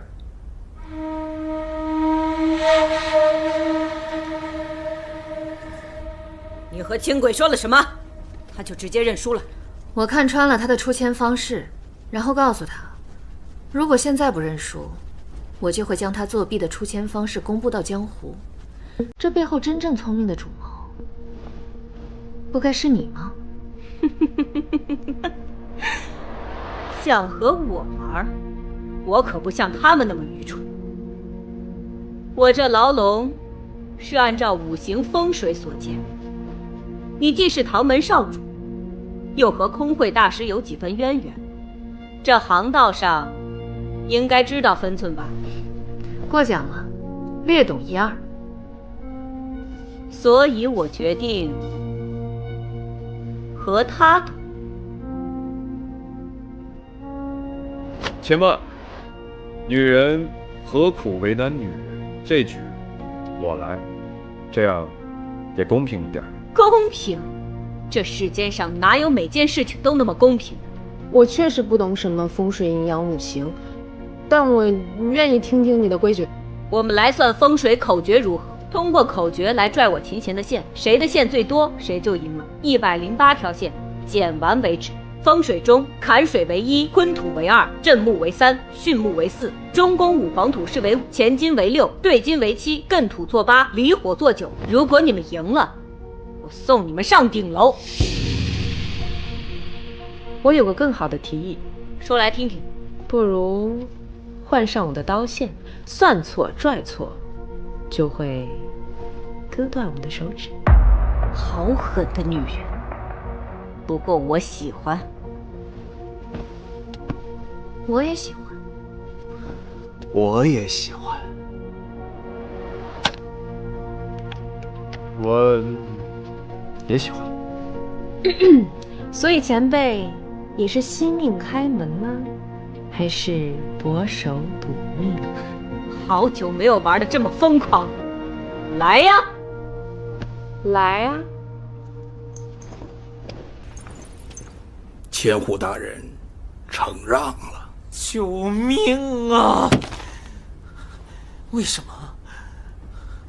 为什么他总是能先我一步？起来！简直给锦衣卫和尚书府丢脸！让我来。大人，还是让我来吧。你也看不起我？这种小事儿就不劳您费心了，我们不能再输一局了。我来。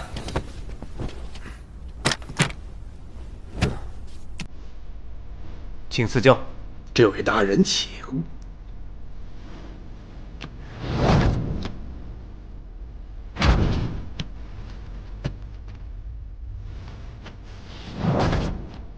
顾上骚使枪。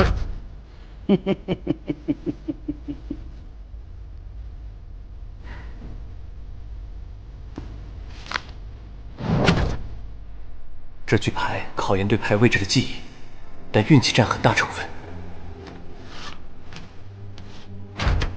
稍安勿躁，肝火旺盛，是逆舍灶。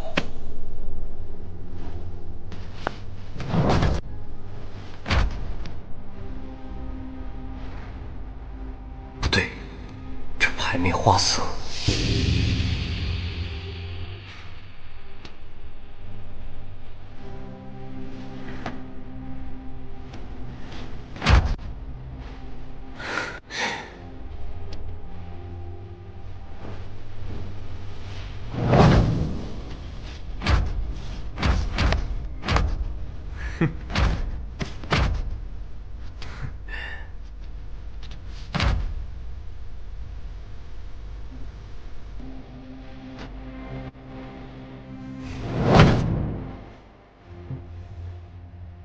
幸好我们玩的这个牌只有2副，要是再多的话，你要换牌我还真拿你没办法。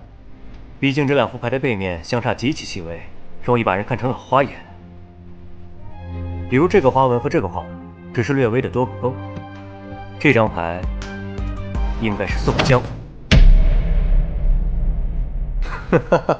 阁下竟然能记住我每张牌后面的记号，不过你只是今天的第2个，请随我来吧。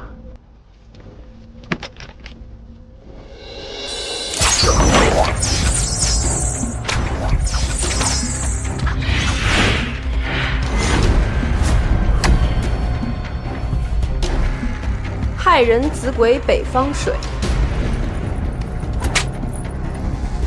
庚申辛酉钱金逢，乙丙戊丁南方火，辰戌丑未坤艮土。看来前辈乐在其中了。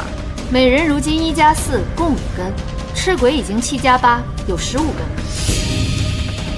看来天鬼也马上要回来了，所以我们要速战速决，绝不能停留在初级阶段。唐喜，给我念一段最长的5行口诀。子丑合化子，寅亥合化木，卯戌合化火，辰酉合化金，巳申合化水，午未合日月，亥卯未乾甲丁，贪狼一路行，寅午戌艮丙辛，未未是廉贞，巳酉丑巽庚癸，进士午曲未。申子辰，坤壬乙，文曲从头出。前辈，听说过矛与盾的故事吗？青出于蓝而胜于蓝。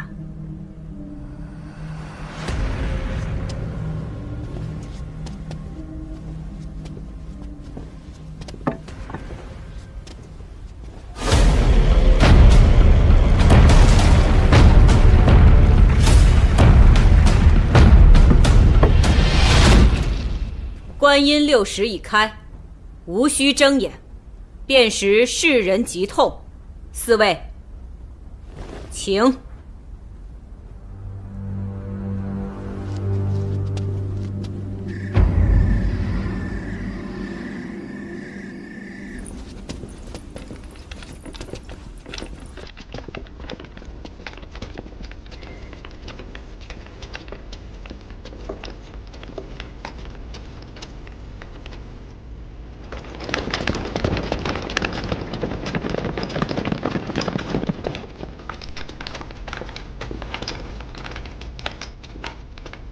各位大人，来一局。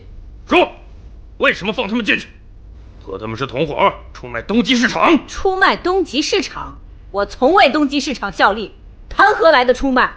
商场公与我谈鉴宝塔时，只说可见过眼人，未说通关者不得进入。倒是你们区区5行都算不明白，与我纠缠于此，到底开不开门？凭什么？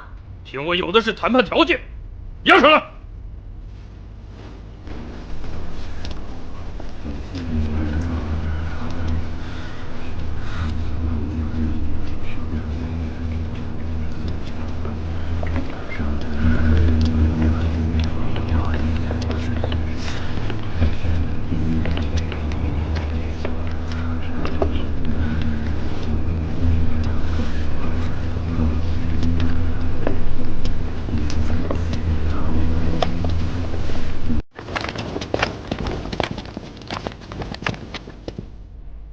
据我观察，门的机关是通过观音像打开的。此时四方成员在里面，观音像恐怕也在大殿里面。锦衣卫火药护具准备。既然没有门，给我炸扇门出来！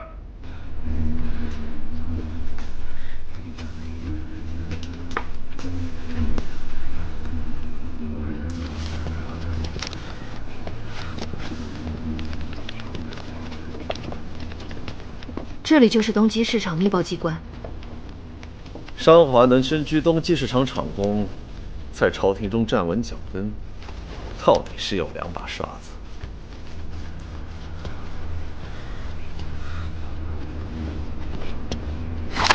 你并不是真的告诉我，你在干什么？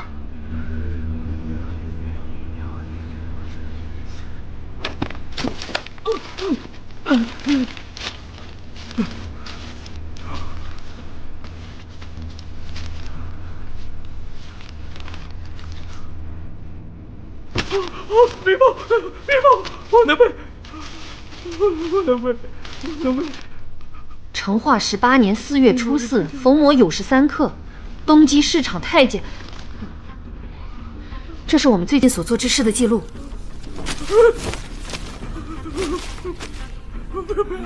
美人，快去看一下他们的神智与状况。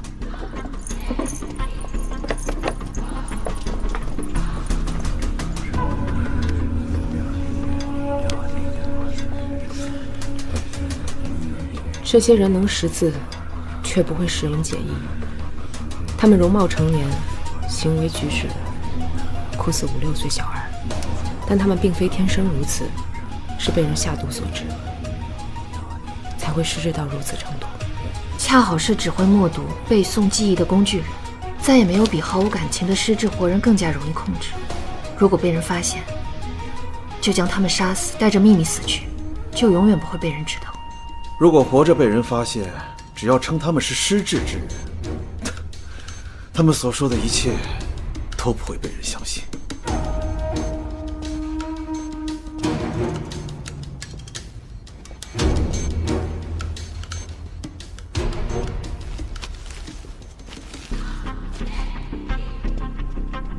你是这里的管事？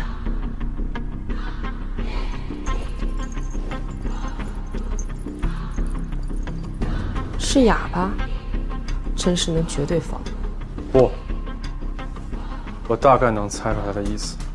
他只负责这些僧人的吃喝拉撒睡，其余的一概不管。今日空会大师圆寂，这些人假扮僧人，等到供奉舍利的时候，以免遭人生疑。我说的对不对？把人当成畜生一样，东极市场竟然干出如此泯灭良知的事！名义上是揭发奸佞，实则皆是冤假错案排除异己，谋害忠良。他们做完哪件事情会露出懊悔的神情？反倒是乐在其中吧。眼下的情况，人是带不走了，密报也不可能全部带走。这是迷药，在他们所有人面前吹一下，就可以取走剩下的密报。我们各自行动，抓紧时间。这么多东西能带多少带多少。好。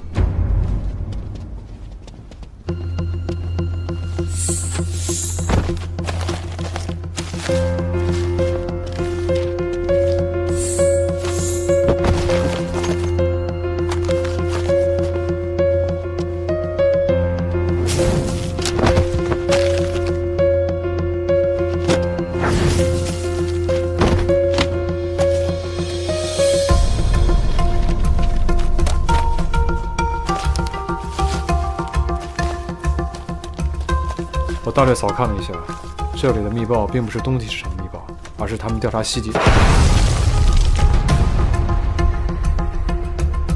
应该是他们到了。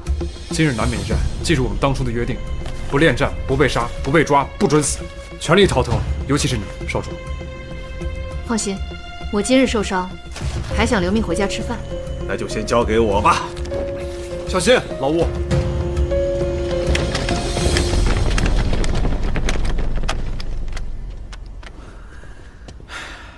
大人们，怎么才来呀？吴清苦，还不快快束手就擒！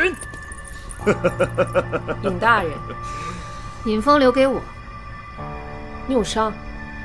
你是打算废了武功去嫁人吗？这种武蛮子，我一个人就够了。口出狂言！小小弱女子，竟想与我抗衡！看来这位大人还没成亲吧？你怎么知道？一看就是没有见过女人厉害的傻模样。你，小疯子，我们又见面了。张少卿，才3个时辰而已，就又想我了。你要是想说什么缉拿我归案之类的傻话，就打住吧，不如拿刀剑说话来的痛快。你想多了，我是想问你，你的伤受得住我的刀吗？刀鞘听过吗？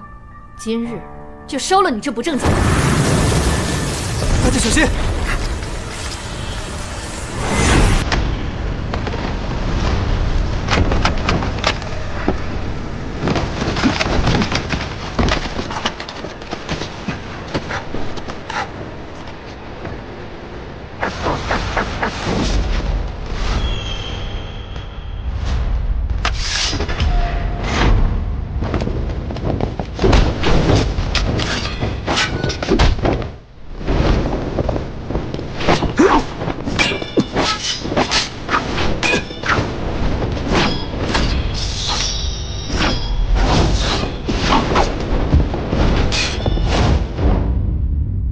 竟然没有中幻术！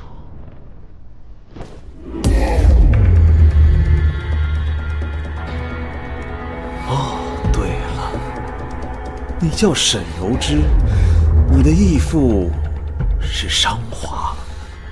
原本我以为你是含着金汤匙长大的公子哥，原来你不过是商华培养的工具呀！妖神，义父待我如亲子，容不得你挑拨离间！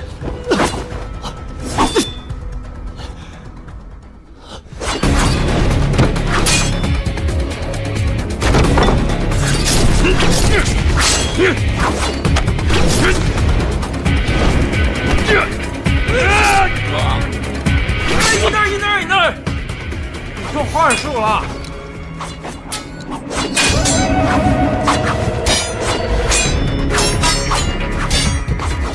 没想到大理寺还有如此俊的刀法，这个小女子的剑当真是绝妙。招数都画下来了吗？大人放心，我再画，明日我们就能一起研究。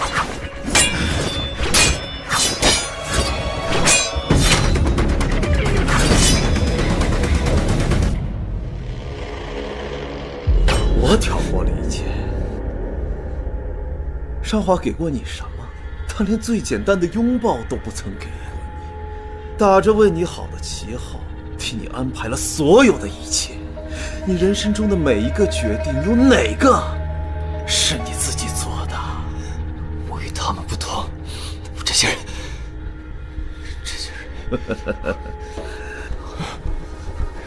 与他们相比，你不过是更加金贵的玩物。这次你要感谢王之王。你们此次行动，商华那个老东西必然会派他的宝贝义子历练，到时候还请各位多加关照。这是沈由之的密报，请各位笑纳。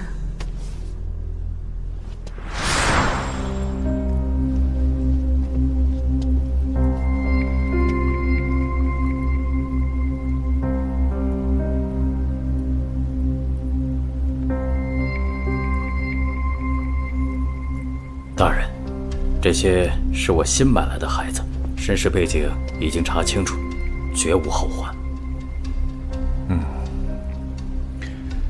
相貌好的女子送到花满楼去教养，等年岁大一些，再决定去留何处。提醒花娘子，补上朝中官员府上的暗桩。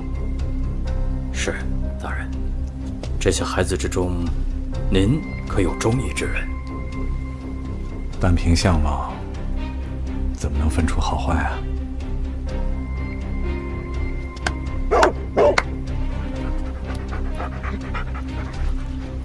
谁能躲过半炷香的时间，上2碗饭，30两银子。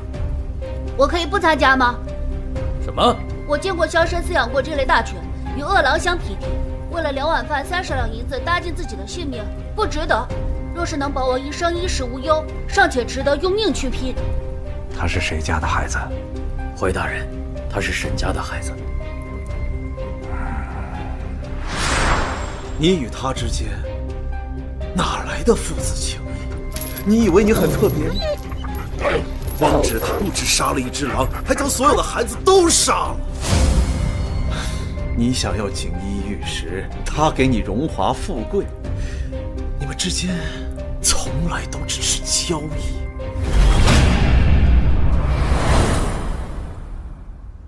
有志啊，最近都在读什么书啊？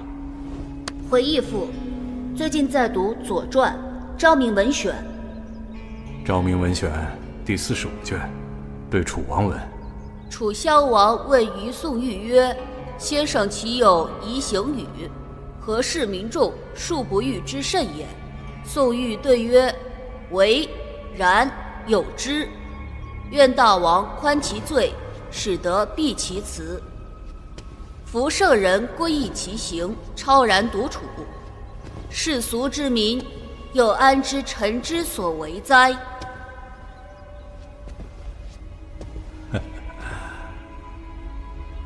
你从来没让我失望过。那你知道我为什么叫你做游之吗？民可使游之，不可使知之。商皇信奉权力，权力就是他想要的一切。沈有之，你就是他权力与欲望的延伸。他只需要找到一个完美继承他衣钵之人。我不是大公爵，但我对他来说不只是交易。我是谁？吴千古啊，吴千古，我不是。你真是个罪孽深重之人。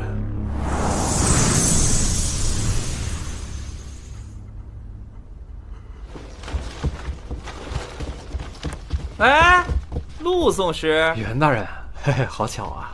如此生死大戏，你怎么这么重在参与啊？我也不知道啊，也许我就是被上天选中的人吧。